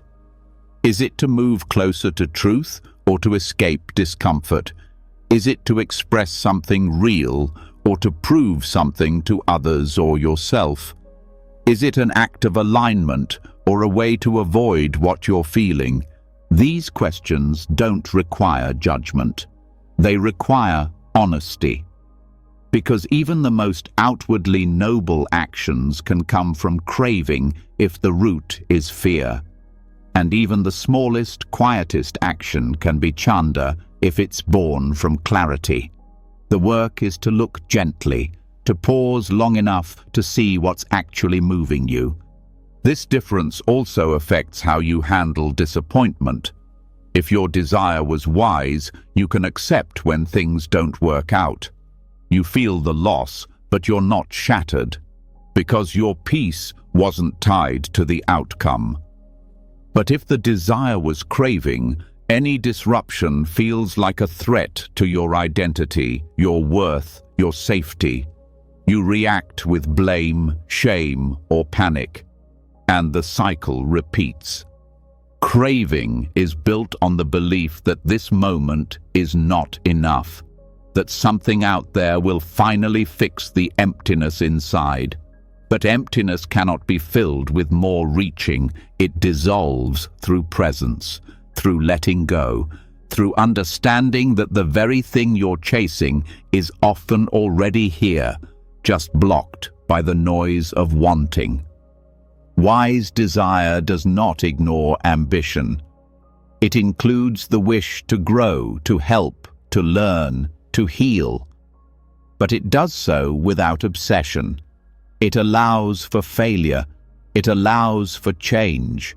It walks the path without crushing you under pressure. It's gentle and steady. It builds patience instead of anxiety. This shows up in relationships too. Craving makes you attach quickly, idealize wildly, fear loss constantly.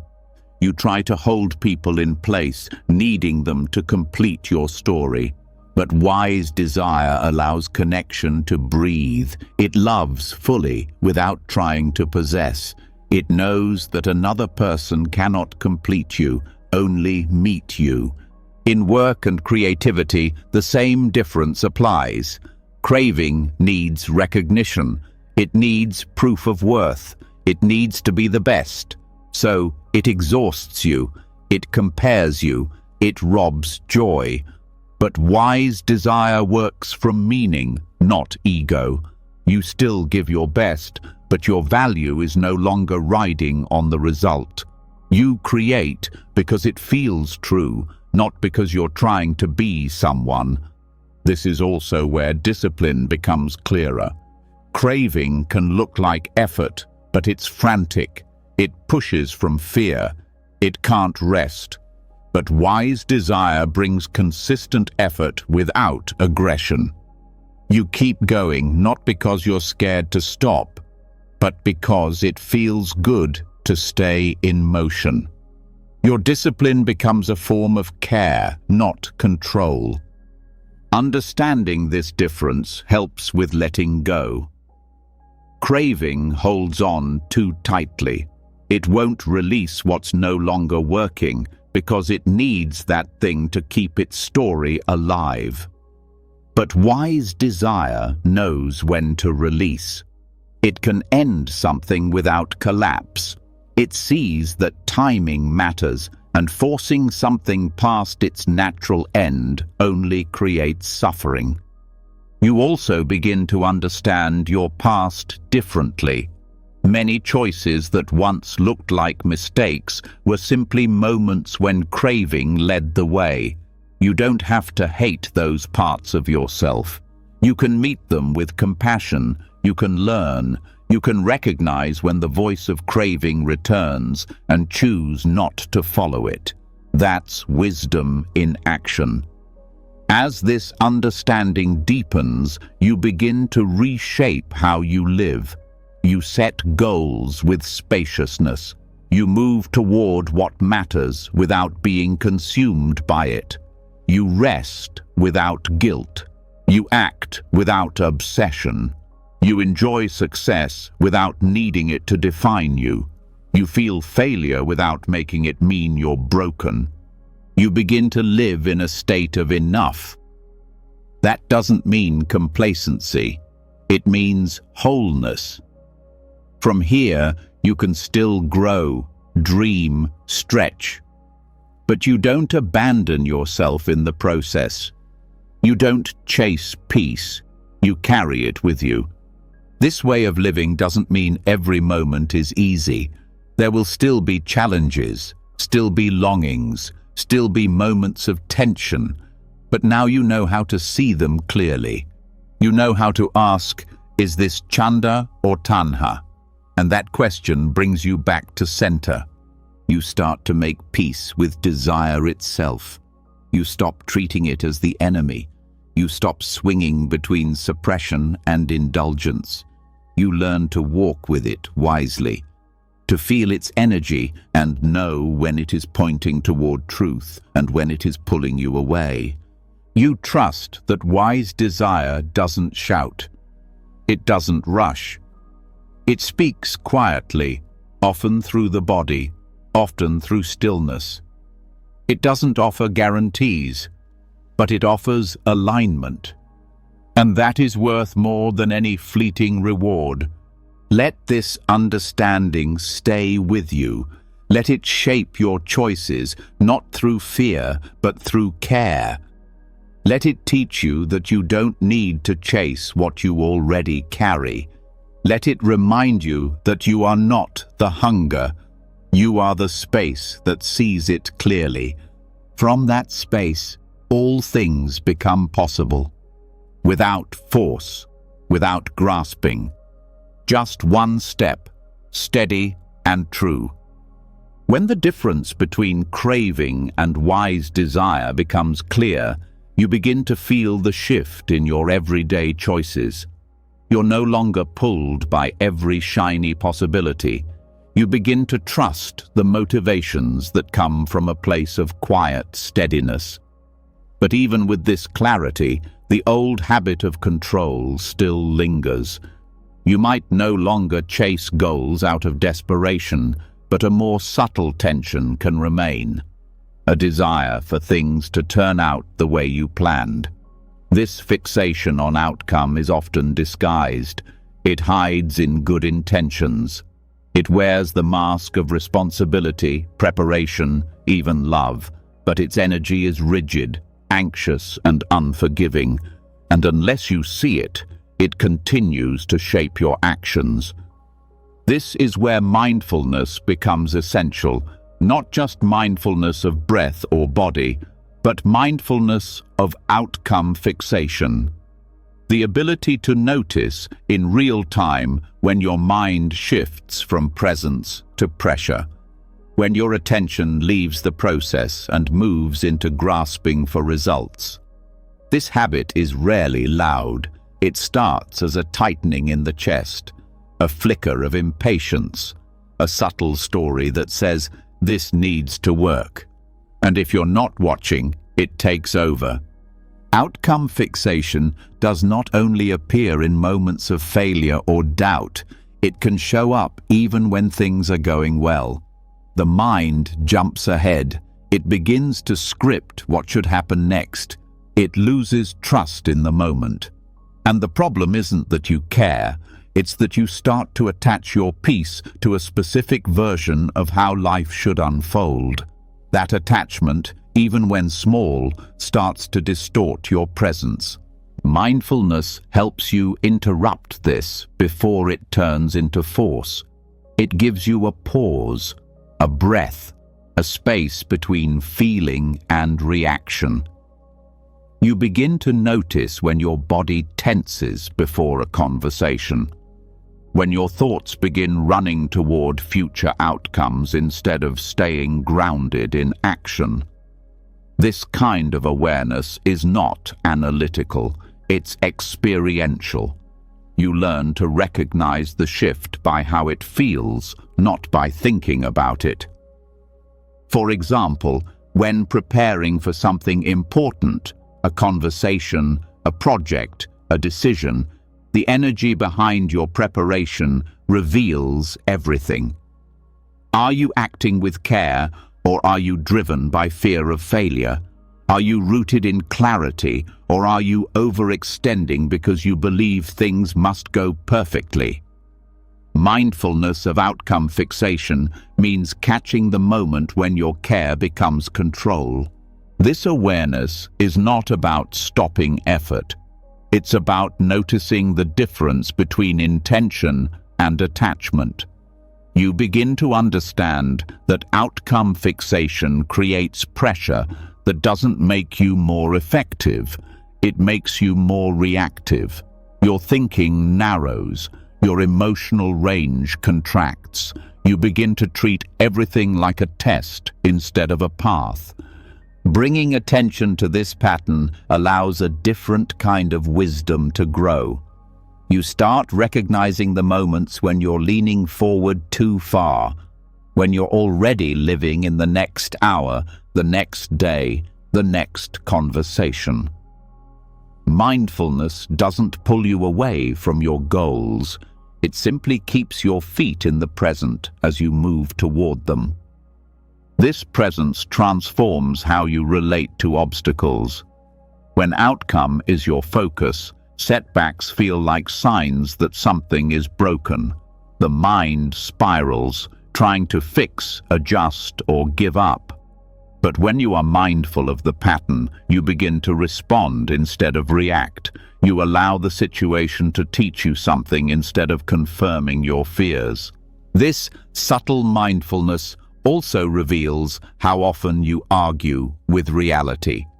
Outcome fixation is rarely about what's happening. It's about what you think should be happening instead. You compare the present to a mental script, and when they don't match, tension arises. You begin to push against the moment, trying to change it instead of understand it. But mindfulness invites a shift, not into passivity, but into cooperation with what is real.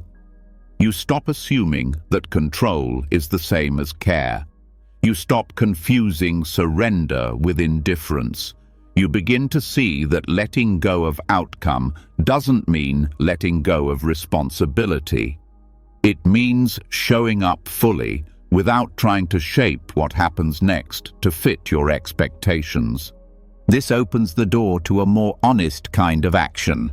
You ask, what is needed here, instead of, how do I make this go my way? You become more flexible, more responsive, more capable of adapting when things shift, not because you don't care, but because you're no longer attached to a single version of success. One of the clearest signs of outcome fixation is urgency. When mindfulness is present, urgency becomes a signal, not a command. You feel the pressure, but you don't let it drive you. You pause, you breathe, you examine what's underneath the push. Often you'll find fear of failure, rejection, embarrassment. And just seeing that gives you space. You realize you don't have to obey every inner demand. This kind of awareness builds emotional intelligence. You begin to see how your inner world responds to expectation. You notice when you're trying to protect an identity, when you're chasing approval, when you're avoiding disappointment. And instead of being pulled by those forces, you begin to meet them. You see the story before it becomes your behavior. Mindfulness of outcome fixation also shows up in communication. When you speak only to be understood or only to get agreement, you miss the moment. You shape your words to manage how you're received. But when you speak from presence, you say what's true, even if the outcome is uncertain. This doesn't mean being careless, it means being real. You begin to trust the quality of your expression more than the result it produces. In relationships, this changes everything. so much conflict arises not from what's said, but from the unspoken demand that things go a certain way, that the other person responds just how you hoped. But people don't follow your internal script, and when you let that go, you begin to listen differently. You stop trying to steer the conversation. You begin to hear what's actually being said. This doesn't mean you abandon your needs. It means you express them without manipulating. You stop speaking in ways that are designed to avoid discomfort. You start being honest, even when the outcome is uncertain. And that honesty builds deeper trust, both with yourself and with others. Mindfulness of outcome fixation also frees you from perfectionism. The belief that everything must unfold without flaw is a form of control. It paralyzes action. It shrinks your creativity. But when you see that the desire for perfection is rooted in fear, you can begin to act anyway. You let your work be good enough. You let your growth be messy. You give yourself room to learn. This kind of space allows you to take risks. You begin to move not because success is guaranteed, but because the action feels true. You detach from the fantasy that every step must be justified by a specific result. You begin to understand that some actions are right even if they don't lead where you thought they would. Over time, this becomes a habit, a new pattern. You move with intention, but without clutching. You care deeply, but you don't collapse when life unfolds differently. You hold your goals lightly. You trust your effort without demanding certainty. This trust grows with practice. It's built by returning to the present again and again, noticing when your mind rushes into the future, gently pulling it back, noticing the urge to control, choosing presence instead. This is not something you perfect, it's something you live moment by moment. You begin to feel the difference in your body. The tension of forcing softens, the tightness around your expectations releases, your breath deepens. You're no longer bracing for impact. You're available to life, not just the life you wanted, but the life that's actually happening. Let this awareness continue. Let it grow into your smallest decisions and your biggest questions. Let it shape your way of listening, of speaking, of planning. Let it guide you not into passivity, but into a deeper kind of clarity, one that does not depend on control to feel safe. Because true freedom isn't found in things turning out the way you want. It's found in knowing that you can meet life fully, even when they don't. And that begins with the simple, powerful act of noticing, before the next step is taken. Even as mindfulness sharpens your awareness of control and the fixation on outcomes loosens its grip, something deeper remains underneath. It is the most persistent force behind urgency, perfectionism, and resistance to change. It hides in the background of nearly every grasping impulse. At the heart of control lies fear, not only of failure or disappointment or judgment, but of something final. The fear that time is slipping, that loss is unavoidable, that life will end. And this truth, often avoided or softened by distraction, is precisely what needs to be faced. Not with panic, but with clarity. This is where Maranasati begins, mindfulness of death. Contemplating death is not morbid. In Buddhist practice, it is an act of awakening. It cuts through illusion and places the present moment in full perspective. It shows what truly matters. It puts the idea of control into its proper context, not to frighten, but to liberate. Because the more clearly you see the certainty of death, the less interest you have in wasting life on things you cannot truly hold. This reflection begins not with philosophy, but with direct acknowledgement. You will die. This body, no matter how cared for, will not last. This name, this role, this story, they will pass. Everyone you love will also go. Everything you have will change hands or dissolve, and nothing you build will remain untouched by impermanence. When this is forgotten, urgency grows. You cling tighter. You rush to achieve, to fix, to secure. But when this is seen directly, a strange calm begins to rise, because in the face of death, control is revealed for what it is, a false protection, a shield made of ideas. You can't control when you die. You can't guarantee the safety of those you love. You can't stop time. No amount of planning or perfection will hold life in place. And when this becomes real, a different kind of surrender begins. Not despair, not numbness, but a deep, grounded letting go. The Buddha taught Maranasati not to cause fear, but to remove fear, because fear thrives in the unspoken. When death is denied, it grows in the shadows. But when death is seen clearly, it loses its hold. The contemplation becomes a mirror. It shows that what you're trying to secure with control is not actually secure at all, that the desire to manage every outcome is often a way to avoid the truth that nothing is guaranteed. This reflection changes your relationship to time. The obsession with saving time, filling time, managing time, all of it softens when you realize how little of it is actually yours to hold.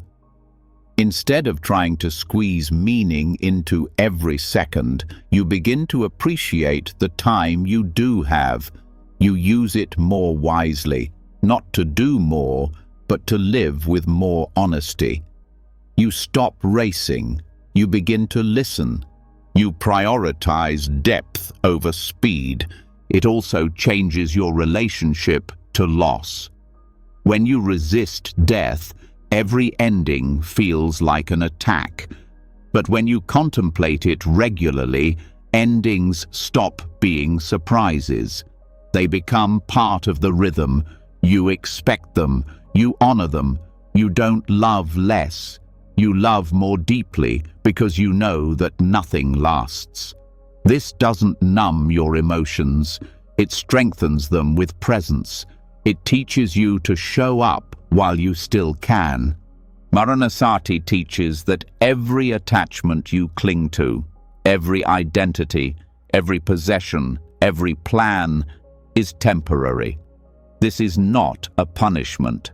It's a call to presence. You stop trying to build permanence where there is none. You stop using control to avoid the discomfort of change. You learn to stand in the flow of life, not against it. This reflection also brings humility. You realize that no matter how strong, smart, or successful you are not above death. It puts everyone on equal ground.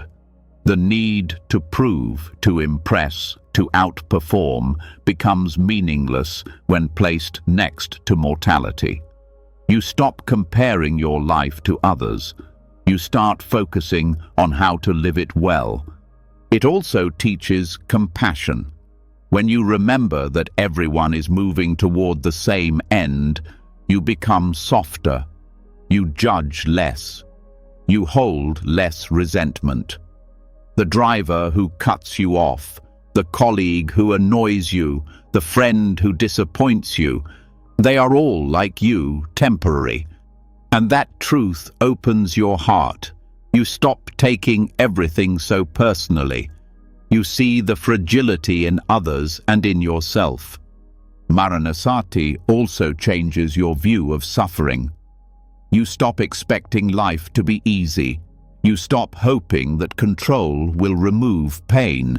Instead, you begin to ask how to meet pain with clarity, how to suffer wisely without adding extra layers of resistance. You begin to understand that avoiding suffering is not the path. Facing it with presence is. This practice sharpens your priorities. It reveals what is noise and what is essential. Many of the things you stress about lose their urgency when placed next to death. You begin to let go of the opinions that don't matter, the arguments that drain your energy, the goals that aren't rooted in your values. You simplify, not out of fear, but from clarity. You also begin to make decisions more cleanly. When you know time is limited, you stop postponing honesty. You say what needs to be said. You walk away when it's time to walk. You commit when something truly matters. You stop delaying your own life out of indecision or fear of being wrong. This awareness brings freedom, because death ends control, but it also ends the illusion that you must have everything figured out. You realize you don't need to be perfect, you just need to be real. You stop hiding, you start showing up more fully, not for others, but because you've stopped believing you have unlimited time to be someone else. Maranasati is not a call to pessimism. It is a call to live while you can, to stop numbing, to stop escaping, to stop believing that control is what will make life meaningful. It is the invitation to step into life completely, with all its mess, beauty, uncertainty, and depth. This reflection deepens gratitude, not the kind you write down as a task, but the kind that flows naturally when you realize this moment will not return. You become grateful for things you used to ignore, a breath, a smile, a quiet hour. You no longer need life to be perfect. You just need to be awake for it. And perhaps most importantly, Maranasati helps you prepare, not for the moment of death itself, but for the moments leading to it. It teaches you how to live in such a way that when the end does come, you are not filled with regret, that you lived honestly, that you showed up, that you let go when it was time to let go. When practiced deeply, this contemplation removes urgency. You stop hurrying toward success. You stop trying to grasp every opportunity. You trust that what matters will come. You become more patient, more kind, more willing to wait and watch life unfold without interference. You also become more courageous, because when death is no longer avoided, you become braver in your choices. You take risks that matter. You speak truths that liberate. You no longer wait for perfect timing, because you know the only time is now. This courage is quiet. It's not about dramatic acts. It's about integrity. It's about saying yes to what is real and saying no to what isn't. It's about holding yourself to a standard, not of success, but of sincerity. Let this reflection be close. Let it sit with you in silence. Let it guide your next decision, your next interaction, your next breath. Not with heaviness, but with depth. Not with fear, but with presence. Because in remembering that life ends, you remember how to live, not in control, not in rush, but in reverence, fully, truthfully, and awake. When you come face to face with the truth of your own impermanence, something begins to shift. You stop pretending that control is protection. You stop filling your time with tasks that only hide your fear of loss. You start asking deeper questions. You begin to listen more carefully to the life around you and notice how little of it was ever fully in your hands. From this awareness, another truth begins to reveal itself. One that further softens the illusion of independence and challenges one of the most praised stories in modern life, the idea of being self-made. The belief that success is created by sheer personal willpower through strength, discipline, and intelligence alone is deeply embedded in many cultures. It's used to define worth, to assign praise or blame, to determine who is deserving. But in the light of Paticca Samuppada, the principle of dependent origination, this story falls apart. Not because effort doesn't matter, but because no action, no result, and no person stands alone. According to this teaching, everything arises based on causes and conditions. Nothing appears by itself. Nothing lasts by itself. Every thought, every emotion, every decision is shaped by a vast web of interconnection. You are not a single, solid self operating in isolation. You are part of a process, a movement that began long before you and will continue long after. This truth is not just philosophical, it's visible in your daily life. Think of a meal. The food on your plate exists because of the farmer, the soil, the rain, the transport system, the store, the people who harvested, cleaned, sold, or prepared it. Even a simple bite contains layers of unseen support. And this same network of support exists behind your successes, behind your education, your skills, your health, your access to tools, your environment, and every person who influenced your growth. Dependent origination teaches that nothing arises independently. Not a tree, not a thought, not a person's success. When you look at any achievement, your own or someone else's, and trace it back, you find conditions: family, teachers, timing, opportunity, health, and sometimes even luck. These aren't excuses. They're reality. They don't erase effort.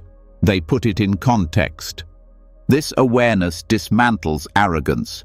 It shows that personal effort is real but not absolute. That the ground you walk on was prepared by many others, some known, some unknown. That behind every decision you make are layers of conditioning, environment, genetics, culture, and circumstance. And rather than take away your power, this recognition brings humility and gratitude.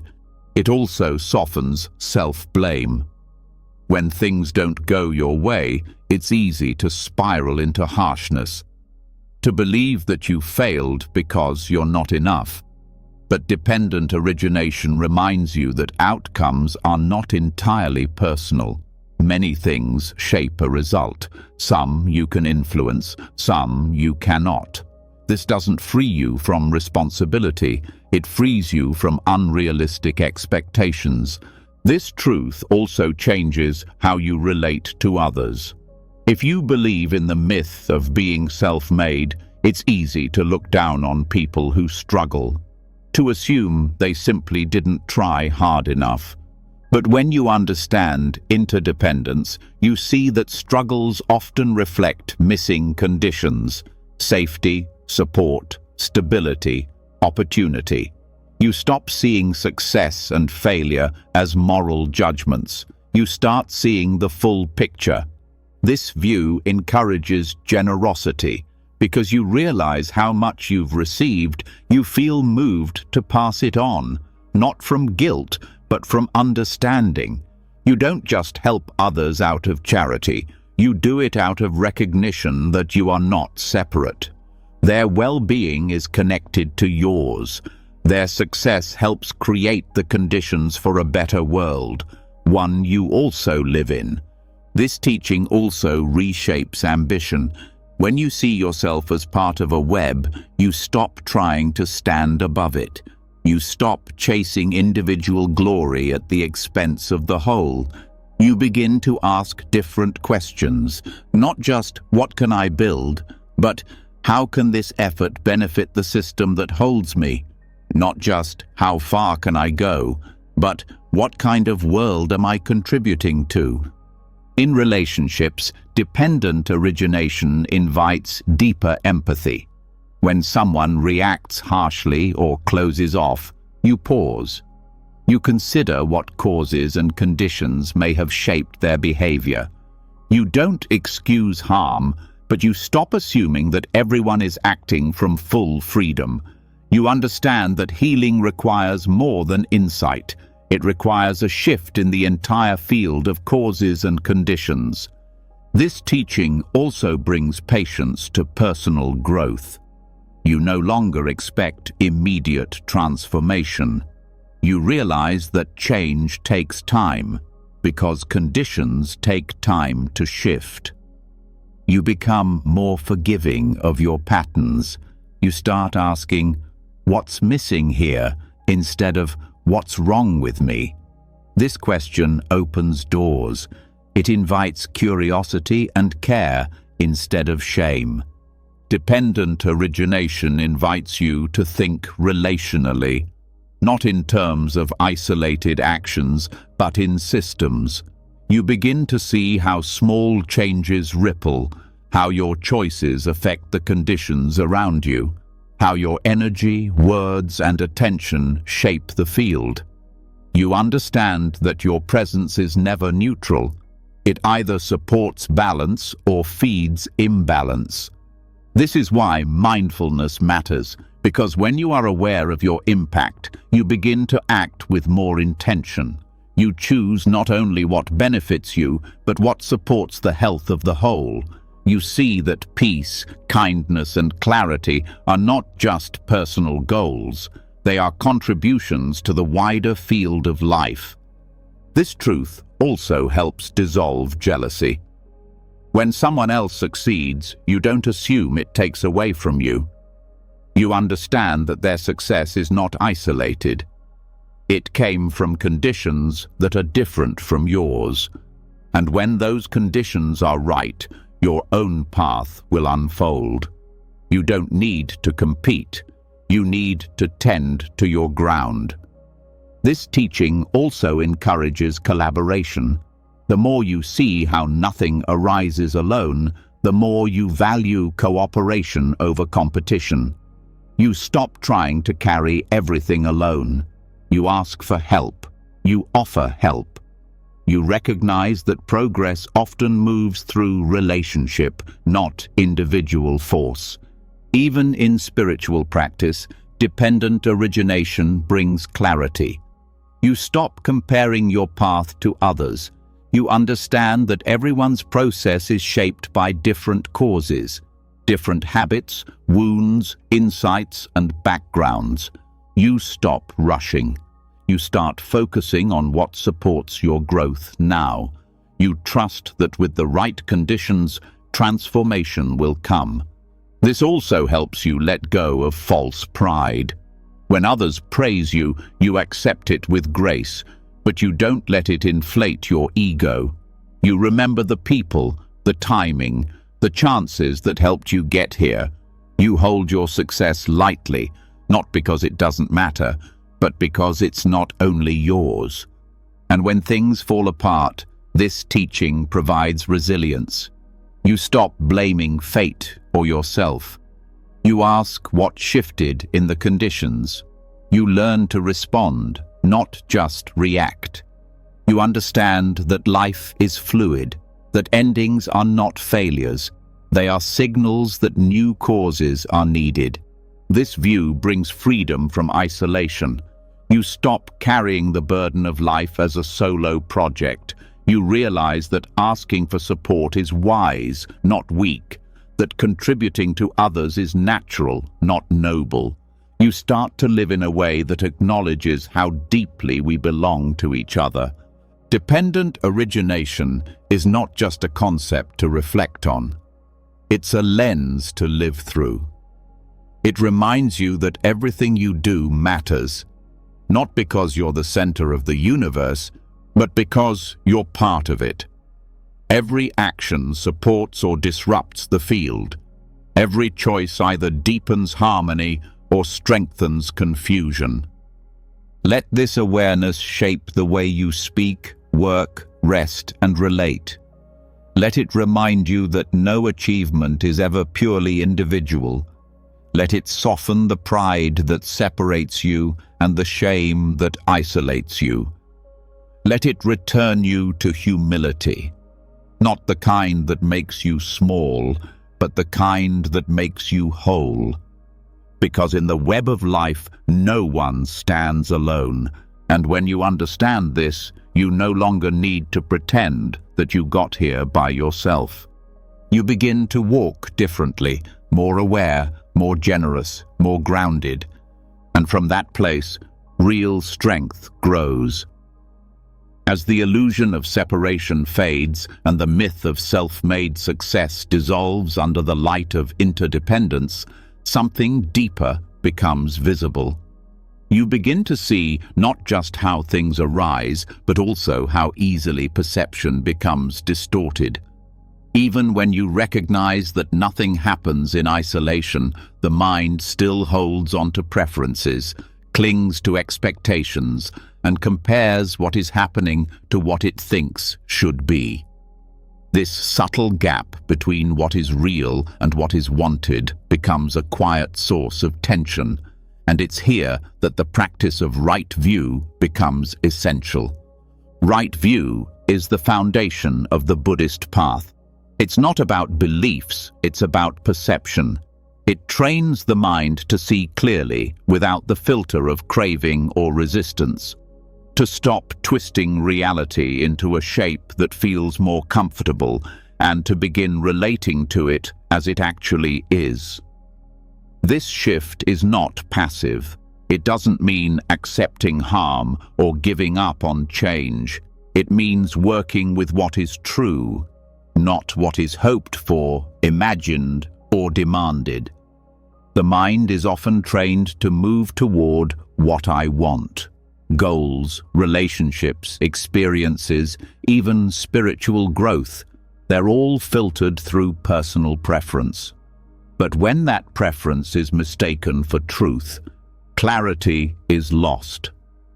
You begin to live in a world of stories, assumptions, and reactivity. You respond not to what is, but to what you wish was happening instead.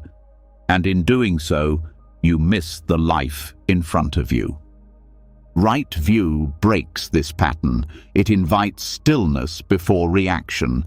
It invites observation before judgment. It asks you to see causes and conditions, not just conclusions.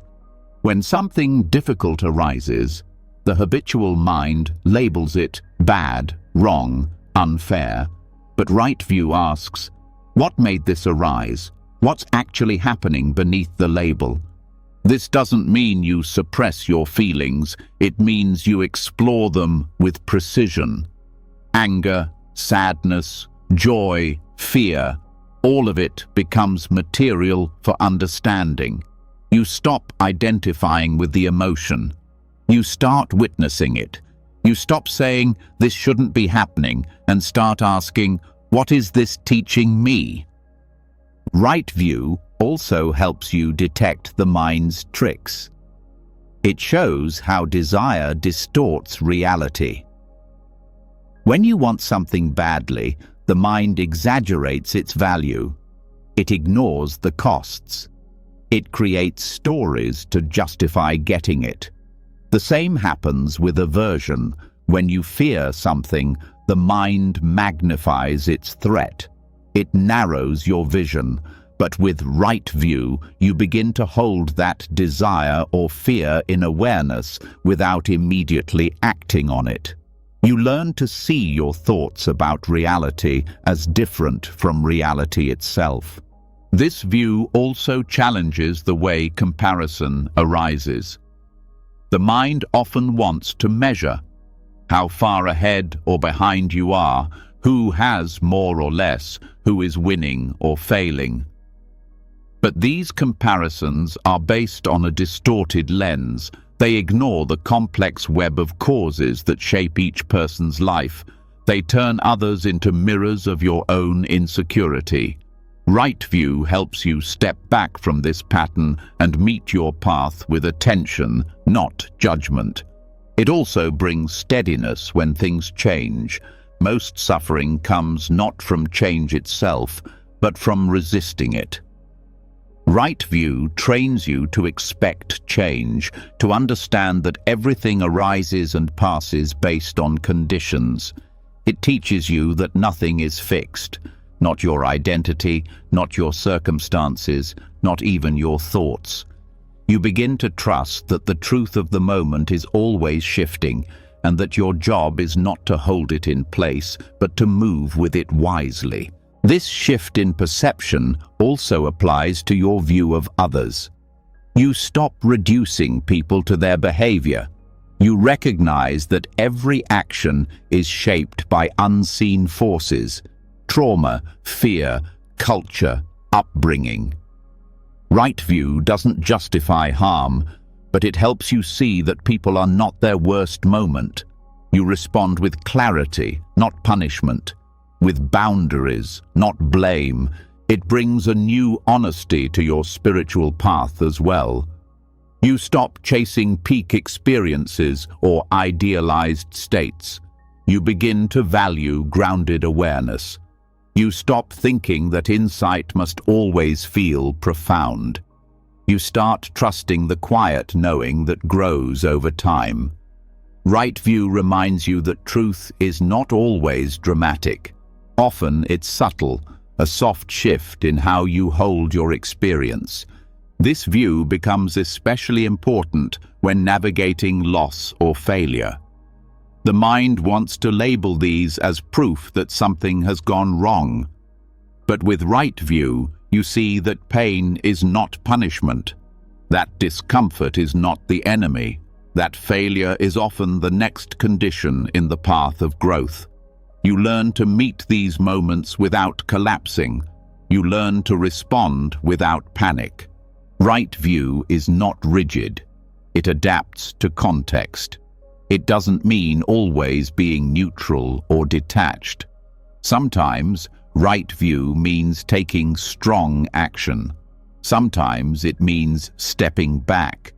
The key is not what you do, but whether your action is based on what's real. Are you seeing clearly or reacting blindly?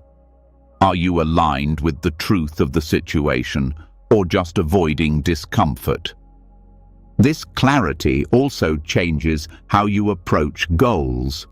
When you move from what I want to what is, your goals become expressions of truth, not escape plans. You stop trying to control every step. You focus on intention and effort, not obsession with results. You trust that your responsibility is to act with integrity, not to force the outcome. Right view also reveals how deeply craving influences perception. When the mind wants pleasure, it overlooks warning signs. When it wants to avoid pain, it dismisses necessary truth. This bias affects every layer of decision-making. Right view shines light on these blind spots. It teaches you to ask, am I seeing clearly or just seeing what I want to see? This brings more integrity to your daily life. You stop making choices out of habit or fear. You begin to listen more carefully to your body, to others, to the moment. You trust your intuition more, not because it always gives you answers, but because it becomes rooted in clarity, not emotion. Over time, this practice transforms your inner landscape. You stop living in resistance. You stop needing things to always match your preferences. you begin to meet life with interest, not expectation. You stop trying to predict or manipulate the future. You start showing up for what's here. This doesn't mean becoming passive. Right view supports wise action, but it asks you to take action from reality, not fantasy. You plan, you prepare, you work, but without illusion. You know that conditions change, that nothing is guaranteed, and so your effort becomes clean, steady, flexible. In conversations, right view teaches you to hear what's really being said, not just what you assume or fear. You ask more questions. You pause before reacting. You listen without preparing your reply. You stop defending your image. You start listening with your whole attention. This view also protects you from self-deception. The mind wants to avoid what's painful to see. It wants to stay comfortable. But right view challenges this. It invites discomfort. It tells you that truth is more valuable than comfort, that growth requires honesty, that peace requires facing what is real, even when it's difficult. Let this awareness continue to deepen. Let it guide how you read situations, how you respond to emotion, how you plan your day. Let it remind you that perception is powerful, and that clarity is not something that happens once, but something you practice in every moment. Because when you begin to see what is truly there, not just what you want to see, you begin to live with real wisdom. You stop arguing with reality. You stop needing life to match your preferences. You begin to meet life as it is, and that meeting point is where freedom begins. As perception shifts from craving to clarity, and you begin to meet life as it truly is, rather than how you wish it to be, something else becomes more obvious: the invisible pressure of time.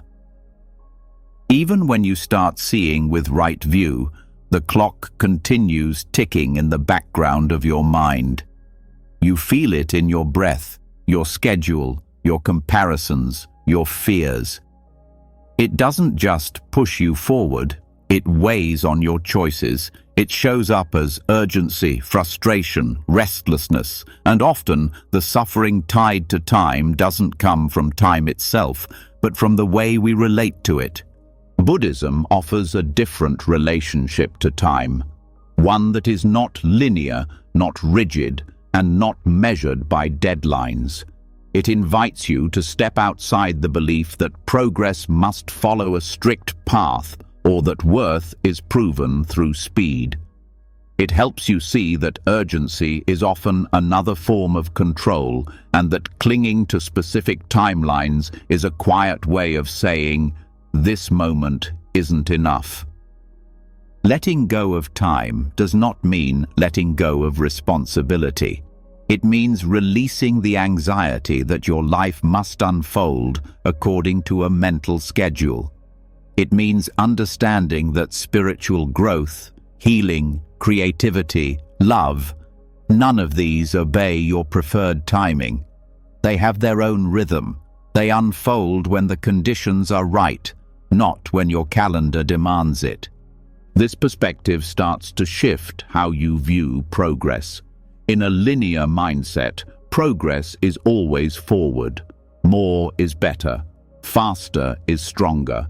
But in Buddhist insight, progress is circular, spiral, even still at times. Some of the most meaningful changes happen when nothing seems to be happening. Silence, pause, waiting. These are not delays. They are part of the process. When you cling to time, you rush. You move faster than your wisdom. You make decisions based on impatience, not alignment. You force conversations before they're ready. You push yourself toward goals that no longer serve you. This creates exhaustion. not from doing too much, but from constantly resisting the present. Letting go of time means dropping the inner stopwatch. It means no longer measuring your growth, your healing, your rest, your relationships against an imagined clock. It means trusting that things are always moving, even when you can't see the movement. That your pace is not wrong, that slowness is not failure. This view helps release the pressure of late blooming, the belief that by a certain age you should have achieved, become, proven something. That narrative is not rooted in truth. It is a cultural story, one that often ignores your actual life experience. Letting go of time means letting yourself bloom when the conditions are finally right, not when the world tells you to. It also frees you from comparing timelines with others. Every person's path is shaped by different causes and conditions. No two lives are meant to unfold the same way. The idea that someone is ahead or behind is an illusion. You begin to understand that being where you are is not a problem. It's your starting point, and it's enough. This shift allows you to make peace with delay. Waiting is no longer an obstacle. It becomes part of the unfolding. You begin to listen more carefully during pauses. You stop trying to fill every moment. You learn to rest in the in-between, to trust that sometimes nothing happening on the outside means deep integration is happening within, even in daily tasks. Letting go of time changes the energy behind what you do. You start cooking, writing, working, relating, not to check things off a list, but to engage fully. Time slows, not because the clock stops, but because your attention deepens. You experience more of life in each moment. This practice softens your fear of aging. The idea that life diminishes with time begins to dissolve. You stop rushing to stay young, relevant, or impressive. You begin to value presence over appearance, depth over speed. You realize that wisdom doesn't follow a linear path, that some things can only be understood with time, and that the process itself is the teacher. It also helps you face uncertainty. When you're no longer trying to control how quickly things resolve, you become more stable in the unknown. You stop demanding answers before they're ready. You stop assuming that discomfort means something is wrong. You learn to stay with the questions longer, to allow clarity to arrive on its own.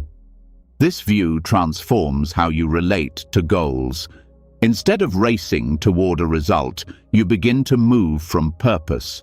You act because it aligns with your truth, not because you're running out of time. You're no longer chasing milestones. You're cultivating presence. And that presence often leads to more meaningful results. Not because you forced them, but because you stopped rushing them. Letting go of time also restores joy. When you're no longer focused on how much time you have left or how far you have to go, you begin to enjoy where you are. You notice the small moments, the sound of leaves, the way your breath feels, the light through a window.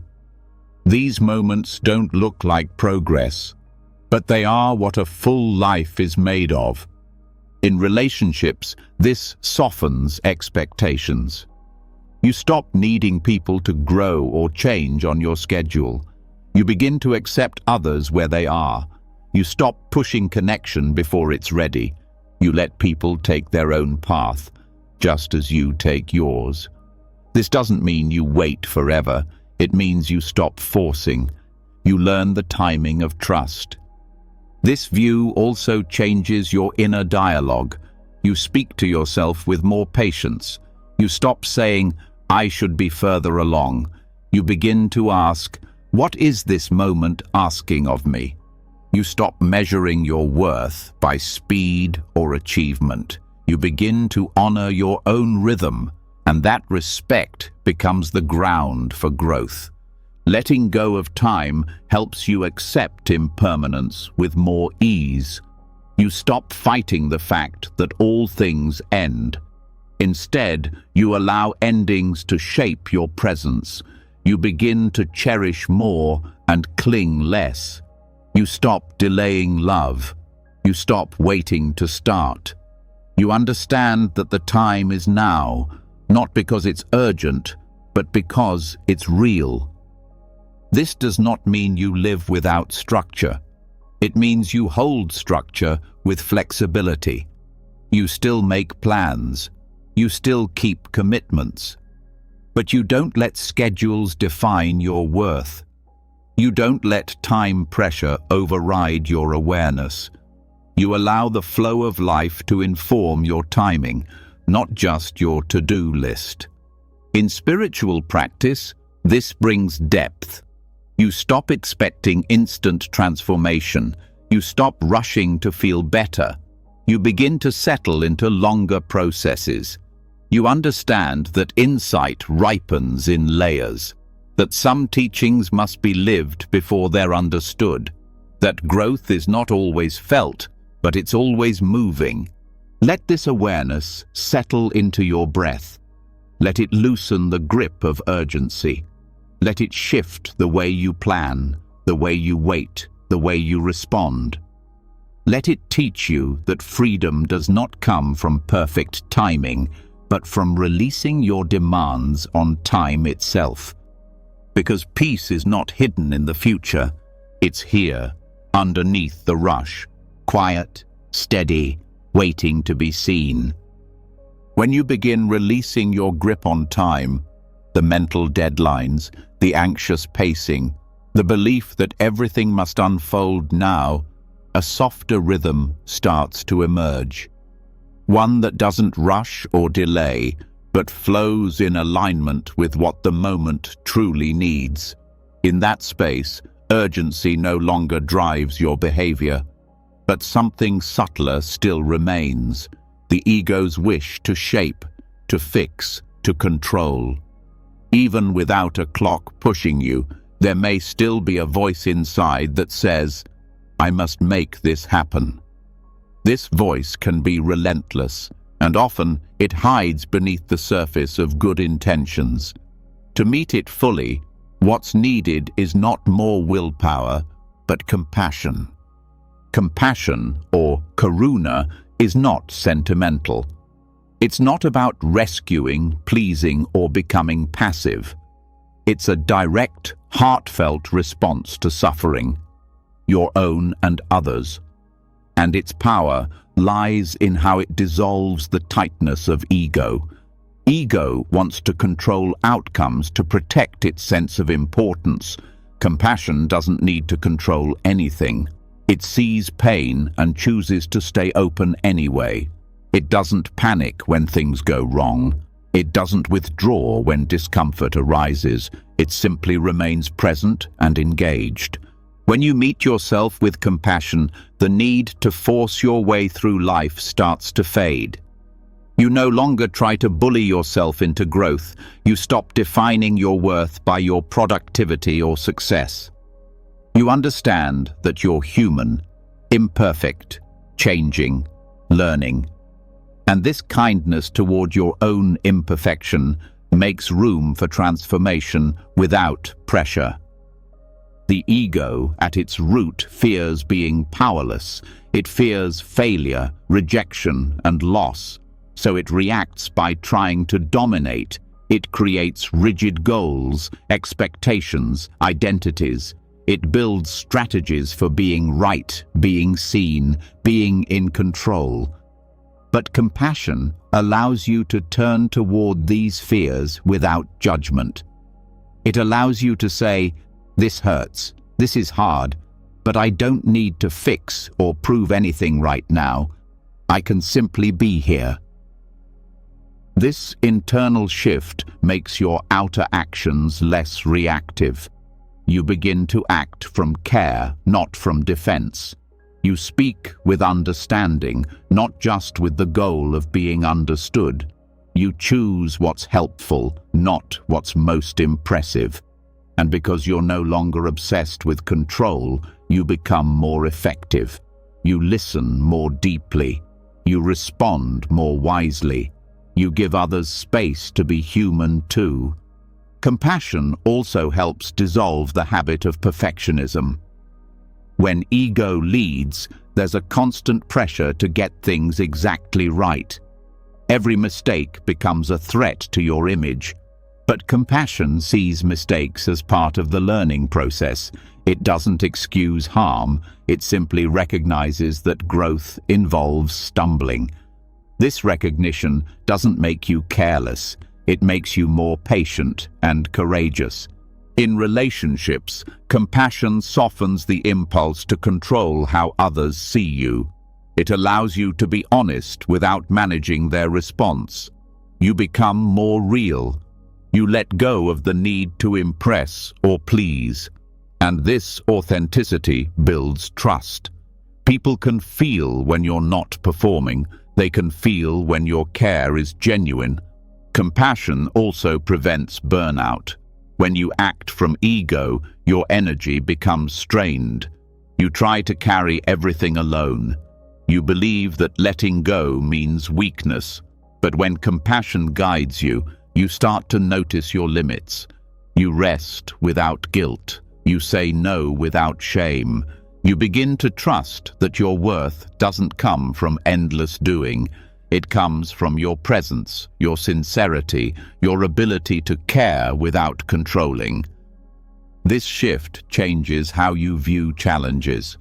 The ego wants to fix problems quickly to avoid discomfort. Compassion stays longer. It asks deeper questions. It doesn't rush to solve. It listens. And often, this patient presence reveals insights that force could never reach. You begin to understand that not all suffering needs to be removed right away. Some of it needs to be witnessed. When you meet others with compassion, their defensiveness often softens. Control creates resistance. Compassion creates connection. It says, "I see your pain, and I don't need to change you to be okay." This space allows for real transformation, not because you forced it, but because you stopped demanding it. Even in leadership or influence, compassion brings balance. Without it, power can become manipulation. You start to see people as means to an end, but compassion brings you back to service. You lead not to control outcomes, but to support growth. You stop managing people through fear or pressure. You create environments where truth can emerge. Compassion also reduces inner conflict. So much of the ego's tension comes from resisting your own emotions. When you feel anxious, you try to suppress it. When you're tired, you push through it. When you're angry, you judge yourself. But compassion welcomes these states. It doesn't indulge them. It simply holds them without rejection. And in that holding, they begin to shift. This inner peace makes it easier to let go of certainty. The ego wants to know exactly how everything will turn out. Compassion says, "Even if I don't know, I can still care. I can still act." It allows you to show up in the unknown without needing to control it. It brings courage, not the kind that forces, but the kind that stays present.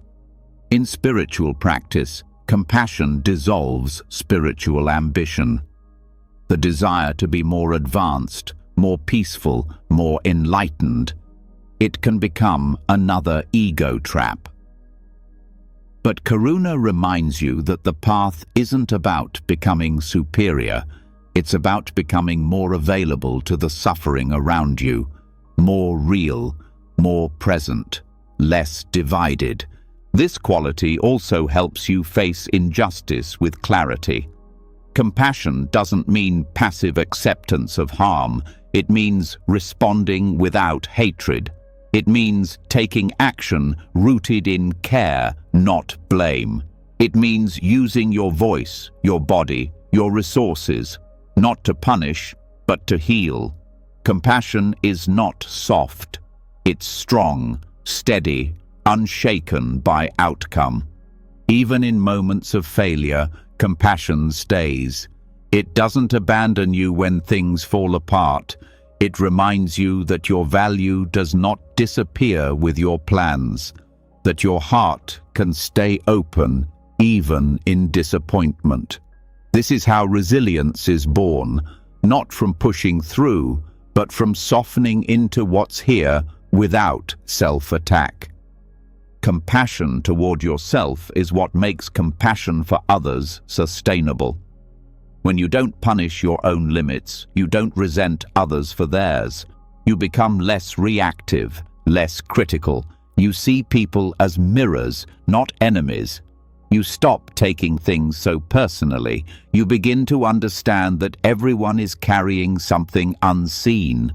Let compassion shape your day. Let it guide your decisions, your tone, your plans. Let it replace force with care, tension with warmth. Not because things will go perfectly, but because you're no longer trying to dominate reality. You're learning how to meet it with presence, with honesty, with a heart that no longer needs to control in order to feel safe. In that heart, there is room for everything, for growth, for failure, for joy, for grief, for letting go. And in that letting go, the ego's grip weakens, not through resistance, but through kindness. Because what the ego tries to fix with control, compassion begins to heal with presence. And from that healing, your actions change, not because you've forced them, but because you've allowed them to arise from something deeper, something softer, something true. When compassion begins to take the place of control, you stop needing to shape every moment with pressure. You soften in the presence of difficulty. You allow space for yourself and others to unfold. The urge to dominate slowly gives way to curiosity, to care. But even compassion, when stretched too thin by constant motion, can become strained. There comes a point when even the most sincere presence needs rest, not to escape, but to reset. This is the wisdom behind stepping back, not as retreat in fear, but as retreat in strength. A sacred pause where growth is not pushed, but permitted. In Buddhist practice, this is deeply understood. Monks and practitioners throughout history have stepped away from the world not because they rejected it, but because they knew something essential happens in silence, in stillness, in separation from the noise of constant doing. This isn't isolation for the sake of escape. It's space for clarity to surface, a chance to listen without interruption. And within this space, something surprising often happens. Progress accelerates without force. The modern mind often resists retreat. It sees withdrawal as weakness or laziness. It associates stepping back with falling behind. But that assumption is built on the illusion that constant movement equals effectiveness. The truth is, many of the most meaningful changes happen when nothing external appears to be changing at all. Insight, integration, and deep transformation often require silence and slowness. Creating space doesn't mean abandoning responsibility. It means honoring rhythm. Every system, biological, emotional, mental, needs rest to recover, to process, to reorganize. When you pause, You give your nervous system permission to reset. You allow your thoughts to settle like silt in still water, and when the water clears, you can finally see the truth beneath. In retreat, the pressure to perform falls away. You no longer need to meet the demands of others. You don't need to explain yourself, compete, or impress. This emptiness creates room for truth to surface. Not the kind shaped by expectation, but the kind that's always been waiting under the noise. You stop hearing just the loudest parts of yourself and start hearing the parts you've ignored. Pulling back also reveals patterns. When you step out of the cycle of constant doing, you begin to see what drives your action. You notice the automatic responses, the subtle compulsions, the hidden motivations that shape your behavior. In daily life, these patterns are easy to miss because you're too close to them. But with distance, they become clearer, not for judgment, but for understanding. In this understanding, healing happens, not by force, but by permission. The body begins to relax in ways it hasn't before. The mind loosens its grip on control. Emotions that were pushed aside finally rise and release. Not because you analyze them, but because you gave them space to move. This is what makes retreat powerful. It doesn't solve problems by thinking harder. It allows the deeper intelligence of the body and heart to do their quiet work. Stepping back also changes how you relate to goals. You start to see which ones came from truth and which came from fear. You begin to feel which dreams still resonate and which have expired. Without the pressure to prove or produce, your inner compass resets. You remember why you began. And if the original reasons no longer hold, you are free to begin again. This freedom makes it easier to release what no longer fits. In the quiet of retreat, it becomes obvious which habits and roles are draining your energy. You no longer need a dramatic crisis to justify letting go. You simply feel the difference between what nourishes you and what depletes you. That clarity doesn't always come through thinking. It often comes through silence. In monastic life, retreats are not escapes. They are resets. They are structured, deliberate, and purposeful. Time is given not just to rest, but to reconnect with the breath, with the present, with reality as it is. You don't retreat to avoid the world. You retreat to meet it with greater awareness. Even short periods of retreat, a few hours, a day, a weekend, can have profound effects. They allow the mind to drop below surface-level thinking. They restore balance. They make space for insight. They renew the body's energy. You don't need to disappear into the mountains to benefit. You need only to create conditions where quiet is allowed to take root. What unfolds in this quiet is not always comfortable. Retreats bring forward what you've avoided, but they also bring the strength to meet it. When you are no longer caught in constant reaction, you can respond with more clarity. When you are no longer pulled by urgency, you can move with deeper purpose. This practice also redefines productivity. You begin to see that being effective isn't about doing more. It's about doing what matters when it's time. And to know what matters, you must be quiet long enough to hear your own truth. Retreat gives you that opportunity. It reminds you that inner wisdom is not missing. It's just crowded out by noise. In this space, the ego's narrative starts to fade. The need to manage every detail, to control every outcome, begins to lose strength, because you've stepped away from the game where worth is earned by performance. And in that pause, you realize that your value isn't based on output. It never was. This realization doesn't make you passive, it makes you free. When you return from retreat, even a brief one, the world hasn't changed, but your relationship to it has. You respond more deliberately. You make fewer decisions from panic. You say yes with clarity and no with kindness. You are less reactive, more centered, more whole, not because you added something new, but because you remembered what was already there. Retreat also teaches you to be alone without loneliness. You begin to feel the richness of your own company. You stop needing constant input or interaction. You learn how to listen inwardly. And from that listening, a new kind of strength arises. Not the strength to fight harder, but the strength to move with grace.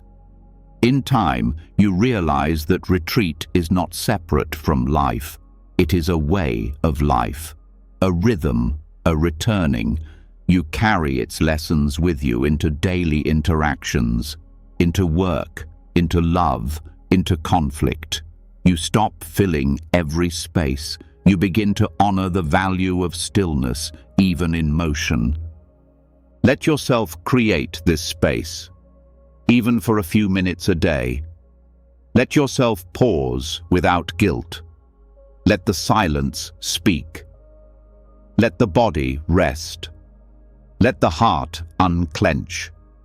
Because from that place of quiet, outcomes unfold not by force, but by alignment. You don't need to push, you need to listen. And in listening, you begin to hear what your life has been trying to tell you all along. When you give yourself permission to step back, when you stop forcing action and allow space for quiet unfolding, something deeper becomes visible. Not just inside of you, but all around you. You start to see that the world keeps turning, even when you're not holding it up. That growth continues even when you rest. That wisdom arises when you stop trying to chase it. In the silence of retreat, there is a quiet truth. You are not doing life alone. You never were. This is the beginning of interbeing. Interbeing is a teaching most clearly expressed through the words and life of Thich Nhat Hanh. It is not just a philosophy. It is an invitation to see the world differently, to recognize that nothing exists by itself. Everything leans on everything else. Every breath, every movement, every event is part of a web of relationship. When this is seen, the pressure to control softens and trust begins to take its place. You are taught from an early age to be independent, to achieve alone, to carry your own weight. This can create strength, but it also creates isolation. It builds the illusion that you must figure out everything by yourself, that you must succeed through your own effort alone. But this belief hides the deeper truth, that life is a shared movement, that nothing arises in isolation, that even your breath is not yours alone. It comes from trees, from clouds, from oceans, from the sun. Interbeing points to this truth with quiet power. The food on your plate was grown by many hands. The ideas in your mind were shaped by books, teachers, and conversations. Your resilience was nourished by those who showed you kindness. Even your struggles were shaped by conditions beyond your control. Nothing stands alone. This understanding dissolves the myth of self-sufficiency. It doesn't make you weak, it makes you connected. It allows you to stop pretending that you must carry everything by yourself. It invites you to lean into the support that has always been there, not just from people, but from nature, from silence, from the structure of life itself. Trusting into being means accepting that life is not a personal project. It is a collective unfolding. You are part of something larger than your plans, larger than your identity. And when you begin to trust that, you stop needing to manipulate every detail. You stop believing that you're responsible for holding everything together. This trust does not make you passive. It makes you more available. You begin to act not from panic, but from participation.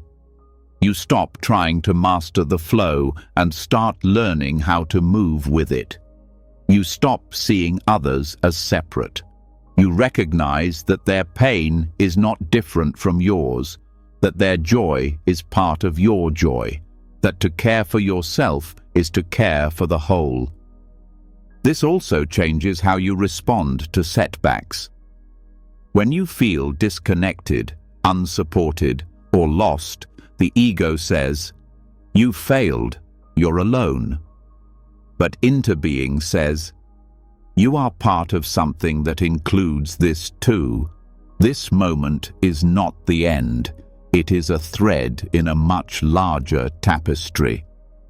And that shift in perspective brings steadiness. It also redefines how you see your contributions. The mind often says, "If I can't do something big, it's not enough." But interbeing teaches that every small act ripples. A kind word, a shared silence, a single breath of patience. These shape the field. You don't need to control the entire system. You only need to meet the moment well. Trust in interbeing also transforms ambition. When you realize that everything is connected, you stop chasing success as a separate outcome. You begin to ask, what am I building that others can stand on? You stop striving to stand out and start focusing on how to serve. And in that shift, a different kind of fulfillment arises, one that does not depend on recognition. This teaching also dissolves comparison. If all things arise through interconnection, then comparing timelines or achievements becomes meaningless. Your path is shaped by different conditions, different support systems, different roles in the whole. You stop measuring your value against someone else's moment. You start honoring where you are, because where you are contributes to where we all are. Interbeing brings humility. You recognize that you are both supported and supportive, that your presence matters not because you control everything, but because you are part of the movement. You become more careful with your energy, more respectful of life, more patient with change. You begin to see your life as a contribution, not a competition. This insight also allows you to forgive. When you see others through the lens of interbeing, you realize that their actions are also shaped by causes you may never see. This does not excuse harm, but it helps you understand it. It softens your anger. It makes space for compassion, not just as a feeling, but as a recognition of shared humanity. Trusting interbeing also invites surrender, not the kind that gives up, but the kind that accepts you are not the only force at work. You stop trying to force results. You start planting seeds with care, trusting that the conditions for growth will come. Maybe now, maybe later. Maybe through you, maybe through someone else. But you no longer need to grip so tightly. This surrender allows you to rest. When you know you are not the only one shaping the path, you stop feeling the need to fix everything. You begin to pace yourself. You ask for help. You delegate. You breathe. And from that place, your energy returns because it's no longer being drained by pressure. This trust also reveals the sacredness of ordinary moments. When you are not rushing toward the next result, you begin to see the beauty in what's already here. A sip of tea, the wind through leaves, the kindness in a stranger's eyes. These moments are not distractions, they are life. They are reminders that you are not outside of the world. You are woven into it.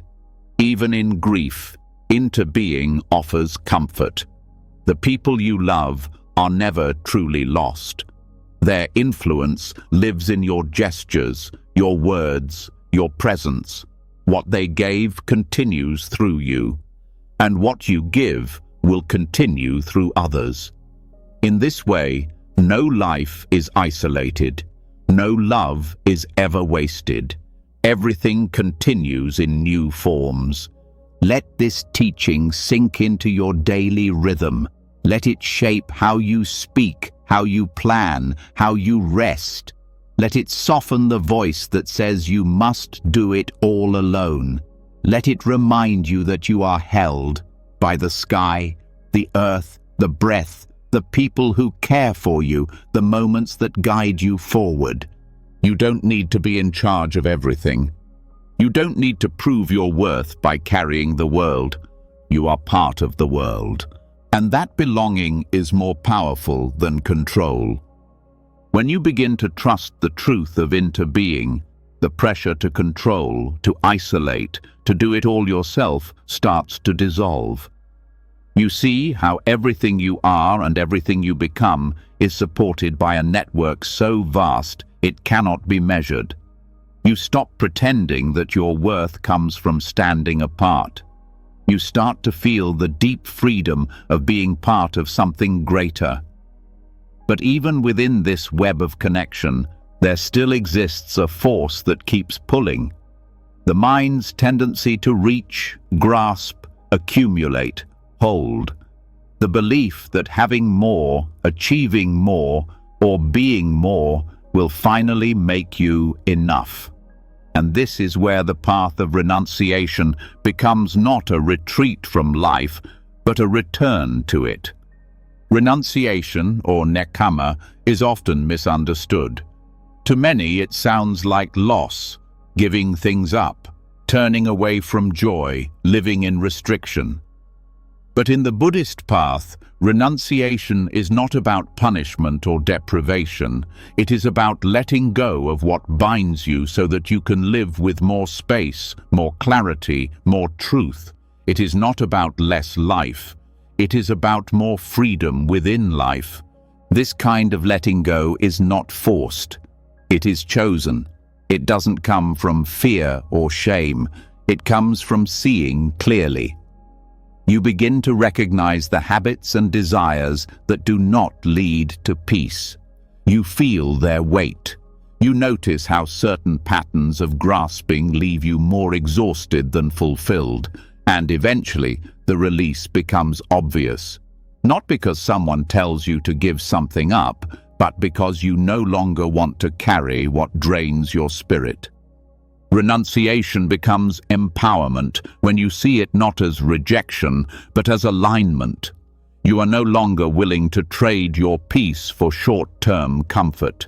You are no longer available for the endless loop of craving and disappointment. You step away not because life is bad, but because you want to meet it with your whole self, unburdened, undistracted, awake. This form of release starts internally. It's not just about letting go of physical things. It's about releasing mental clutter, emotional loops, false narratives. Letting go of the need to be right, to be praised, to be seen a certain way. Letting go of roles that no longer fit. Letting go of the story that you need to prove your worth by constantly achieving.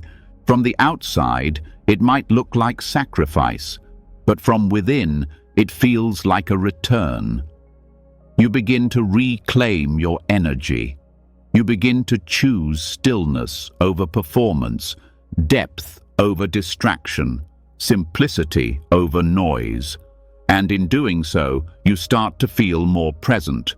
You stop being pulled in 10 directions at once. You begin to live in one piece. Renunciation also helps untangle you from compulsion. The ego thrives on automatic doing. It tells you to chase one goal after another. It tells you that rest is weakness, that silence is empty. But when you begin to release this cycle, you realize how much energy you've been wasting on what never brought peace. You begin to choose differently, not because you're resisting pleasure, but because you're no longer fooled by its temporary relief. This practice also sharpens discernment. You begin to ask deeper questions. What truly nourishes me? What leaves me feeling hollow? What supports my clarity? What pulls me into confusion? Renunciation becomes a form of wisdom. You start to say no, not as denial, but as devotion. You no longer chase what doesn't matter. Even in relationships, this path becomes clear. You stop clinging to people from fear of being alone. You stop holding on to connections that no longer reflect truth. You no longer need someone else to complete you or fix your pain. You release the grasping, and in that space, real love becomes possible. Love without dependency, without pressure, without control. Renunciation also creates room for joy. Not the joy that comes from stimulation, but the joy that rises quietly when your heart is no longer divided. You begin to delight in stillness. You feel beauty in simplicity. You stop needing constant input to feel alive. The mind becomes clearer, the body becomes lighter, the heart becomes softer. This freedom makes your practice more honest. You are no longer meditating to escape pain or to reach some ideal state. You're not performing spirituality. You're present. You begin to sit not to achieve peace, but to remember it. You renounce the need for progress. You return to the breath. You return to what is already here. This doesn't mean you walk away from the world. It means you meet it differently. You work, you serve, you love, but without being entangled. You stop needing things to go your way. You stop holding on to what is already passing. You stop forcing outcomes. And in that release, your actions become more powerful. Not because you're doing more, but because you're doing what is needed, nothing extra. Renunciation also protects your time. You begin to see how many hours are lost in unconscious habits, scrolling, consuming, comparing, distracting. Not because you're lazy, but because you're afraid to feel what's underneath. But when you begin to let go of avoidance, time expands. You start living deliberately. You start choosing your focus. And with that focus comes depth. This path is not about denying pleasure. It's about seeing which pleasures bring peace and which bring noise. It's about choosing the kind of happiness that doesn't fade when the moment ends. You stop running towards stimulation and start leaning into contentment. You begin to understand that less craving means more presence. Less reaching means more connection. There is power in this simplicity, a kind of dignity that doesn't depend on status or success. You stop needing to decorate your life to prove its value. You begin to love the ordinary. You find beauty in what is quiet, unnoticed, real. Your attention sharpens.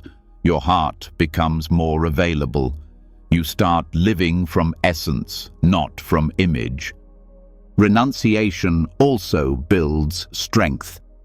Because letting go is not always easy. It asks you to face what you've avoided. It asks you to stand in discomfort without reaching for distraction. It teaches you to hold pain without collapsing, to feel emptiness without rushing to fill it. This strength is not hard or rigid. It's the strength of someone who trusts their own clarity more than their cravings. Over time, this practice brings peace, not the fragile peace of getting what you want, but the deep peace of not needing it anymore. You are no longer tossed by every craving.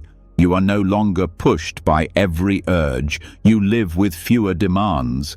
And in that spaciousness, joy arises. A joy that doesn't depend on changing anything, because the heart itself has changed. This path is not distant or cold. It is full of life, full of presence. It asks not for less feeling, but for clearer feeling. Not for less connection, but for deeper connection. Not for less engagement, but for wiser engagement. You let go not to escape, but to return. To what matters, to what's real, to what you no longer want to live without. Let this way of letting go become your strength. Let it be the doorway back to yourself. Let it show you that you do not need to carry what hurts you, that you are allowed to rest, that you are allowed to choose peace, even if it means walking away from things others chase.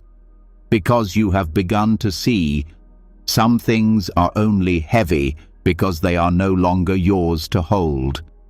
When you begin to let go, not from avoidance, but from clarity, something inside you softens. The space that renunciation creates is not empty. It's full of truth. You begin to see more clearly what you've been carrying and why. And often, in that stillness, something long buried comes to the surface. Pain, not just physical or emotional discomfort, but the raw, unfiltered kind of pain that has been hidden behind striving, control, and distraction. Letting go doesn't erase pain. It simply removes the noise around it. And when that noise is gone, you finally face the truth.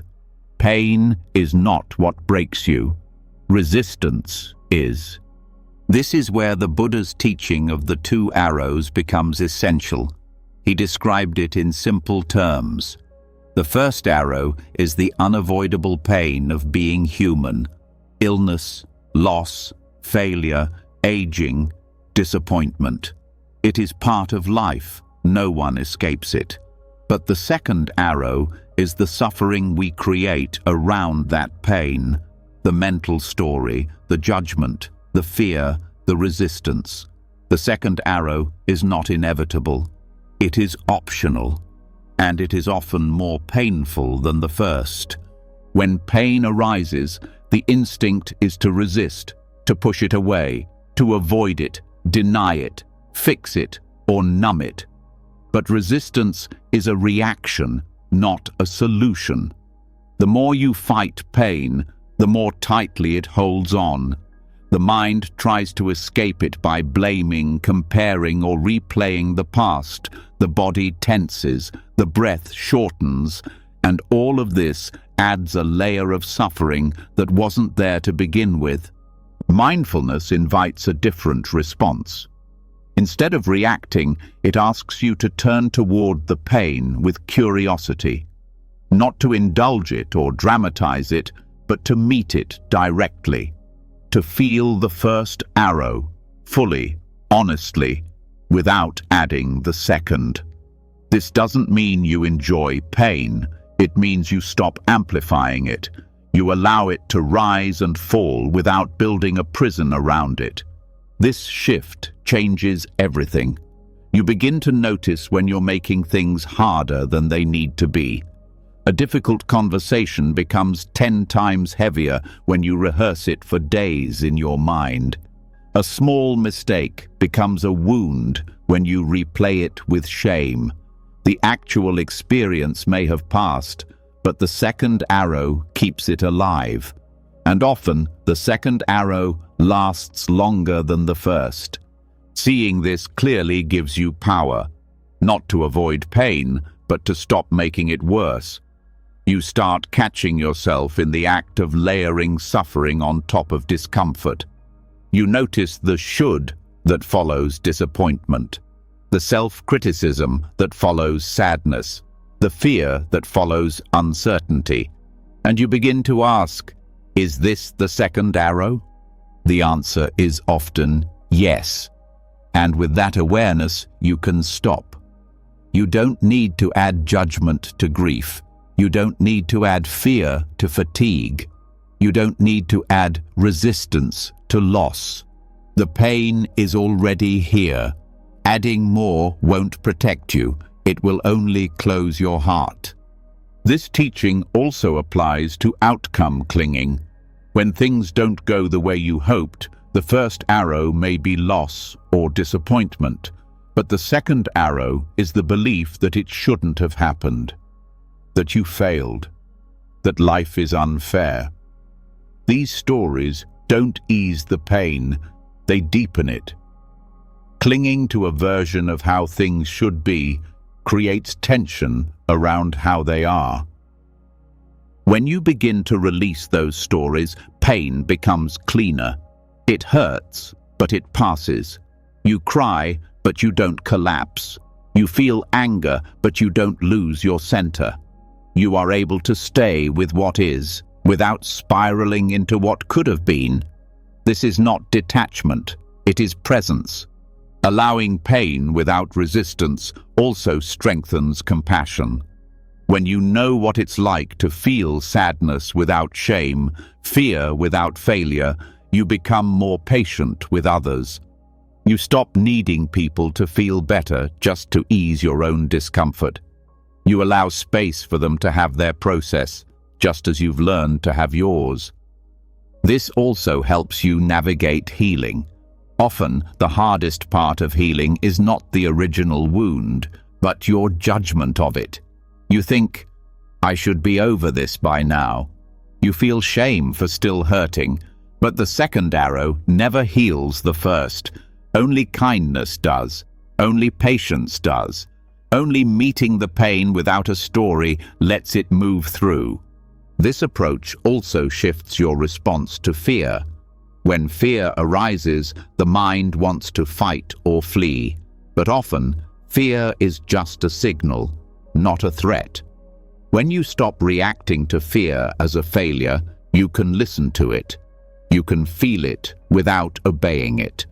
You can meet it with steadiness, and slowly it loses its grip. In daily life, this awareness becomes practical. A delay, a misstep, an unexpected change. All of these are first arrows.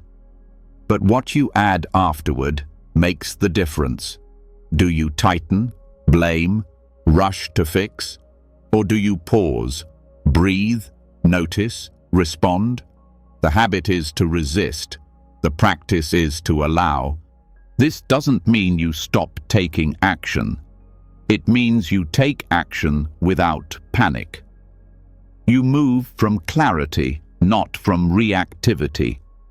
You don't waste energy on stories that keep you stuck. You face what is needed without turning every challenge into a crisis. Over time, this changes your relationship with discomfort. You stop fearing it. You stop needing life to be free of pain. You start trusting that you can meet what comes. Not because you enjoy suffering, but because you no longer fear the first arrow. You've learned that the second arrow is where most of the suffering lives. This trust also brings a sense of dignity. You don't need to collapse in the face of hardship. You don't need to hide your pain or exaggerate it. You meet it directly with presence. And in doing so, you discover that your strength does not come from avoiding difficulty, but from your ability to remain whole within it. Let this teaching settle into your awareness. Let it guide the way you meet your next hard moment. Let it remind you that pain is not the enemy, resistance is. That presence is stronger than panic.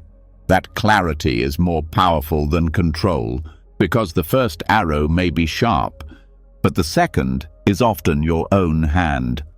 And the moment you stop driving it deeper, you begin to heal. As you stop firing the second arrow, something unexpected happens. The pain remains, but it becomes lighter. The moment still hurts, but it no longer defines you. You begin to see clearly how much suffering is created not by what happens, but by how you respond.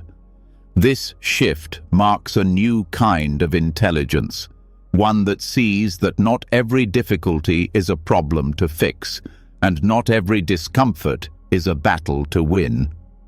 From this understanding, the ground becomes fertile for another essential teaching: skillful means. Skillful means, or upaya, is the art of wisdom in context. It is the understanding that truth is not always about doing more. Sometimes it is about stepping back, softening, or doing nothing at all. In the Buddhist tradition, skillful means is not about following rigid rules. It is about meeting the moment with clarity and adapting to what it actually needs. It asks, what works here? What leads to less harm? What supports awareness, even if it doesn't look like success? This path often looks different from what the ego wants. The ego says, act now, fix it, prove something. But skillful means says, wait, listen, let go. It does not confuse reactivity with wisdom. It understands that doing for the sake of doing can add confusion, not clarity. And it recognizes that restraint, when born from understanding, is not weakness, it's mastery. Letting go as a form of action may sound passive, but it is often the most engaged and conscious step you can take.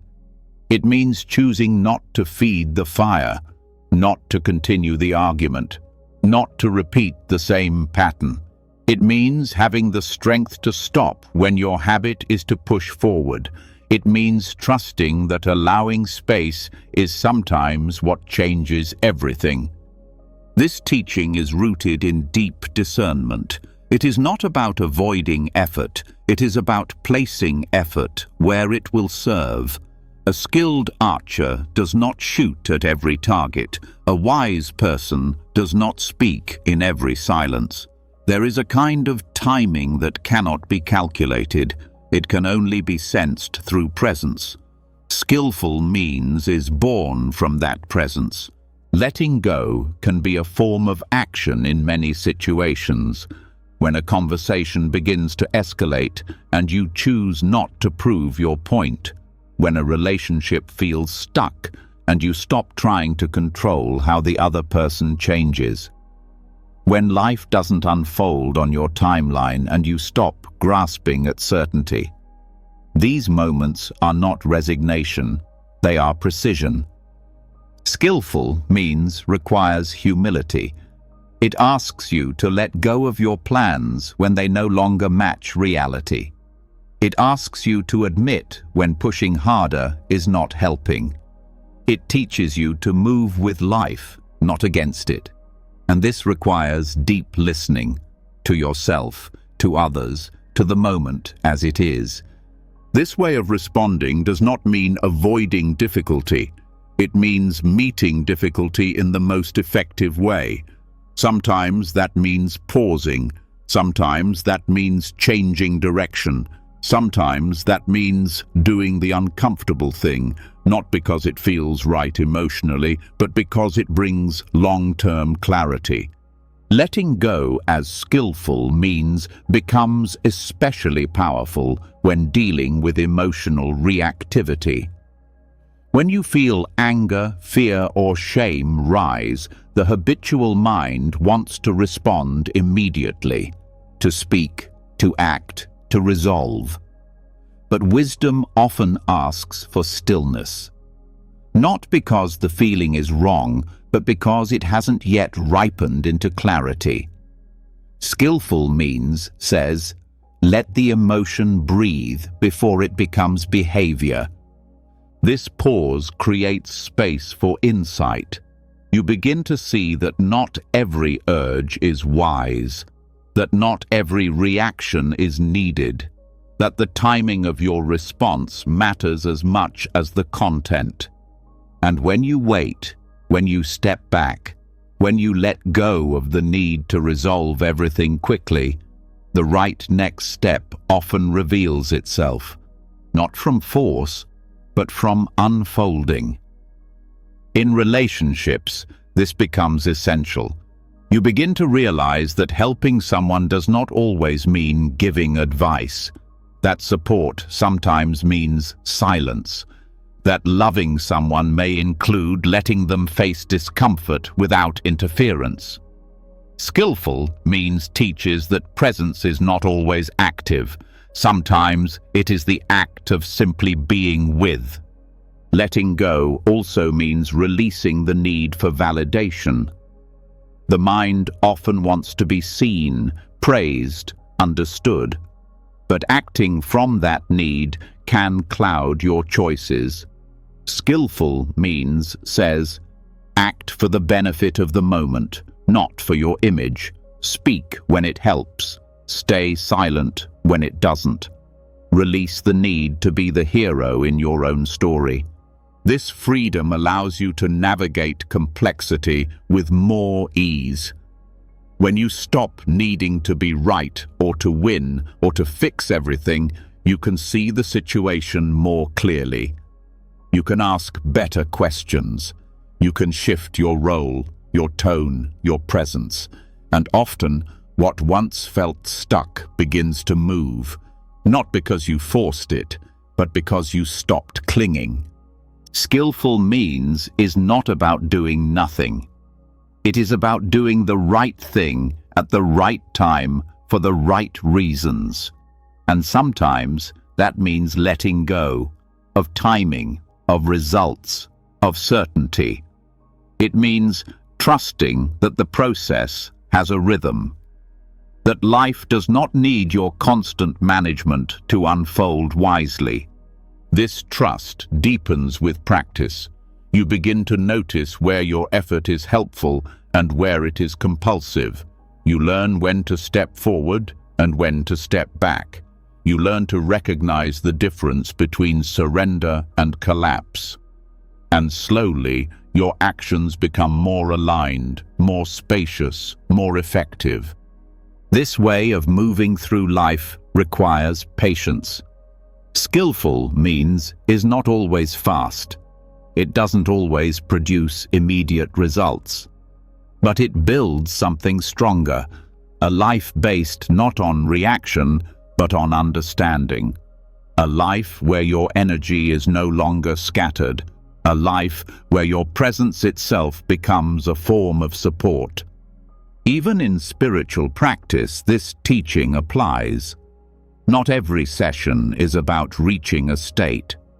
Sometimes the most skillful thing is to let go of striving and simply sit. To stop trying to achieve insight and just be with your breath. To stop fixing the self and start accepting the self. From that space, transformation happens. Not because you forced it, but because you finally allowed it. Letting go does not mean doing less. It means doing with more awareness, with more care, with more trust in the wisdom of pause. It means choosing not to push when pushing will only create more resistance. It means stepping back, not out of fear, but out of clarity. In a world that often rewards noise, speed, and performance, skillful means is a quiet revolution.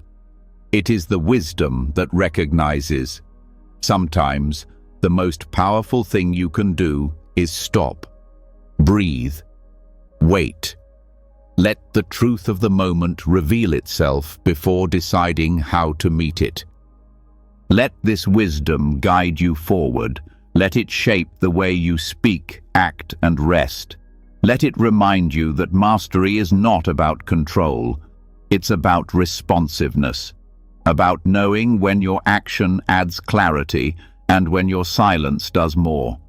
About trusting that sometimes the best way forward is not to force your way through, but to step aside and let what wants to happen, happen.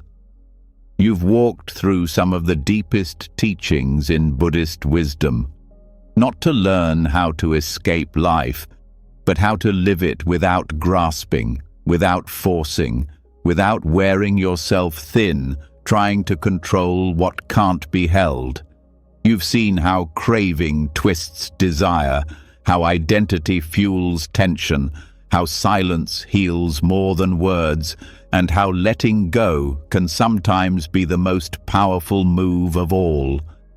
You've learned to spot the second arrow, to release timelines, to rest in presence, and to trust the quiet intelligence of interbeing.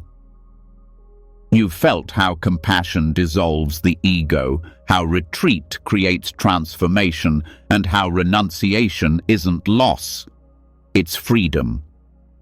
This isn't about doing less, it's about doing from peace instead of panic, from clarity, not pressure, from wisdom, not fear. So as you drift into sleep, let the lessons settle deeper than thought. Let your breath soften. Let your hands unclench. There's nothing to fix, no outcome to chase, just this moment, quietly unfolding, and you finally at ease within it. If something in this journey touched you, a phrase, a shift, a breath, share it in the comments below. Not for performance, but as a way to mark your path. Your insight might be the spark someone else needs to hear tonight. And if you'd like to keep exploring this kind of wisdom, don't forget to subscribe and turn on the bell. We're building a space here for clarity, calm, and real growth, and you're always welcome.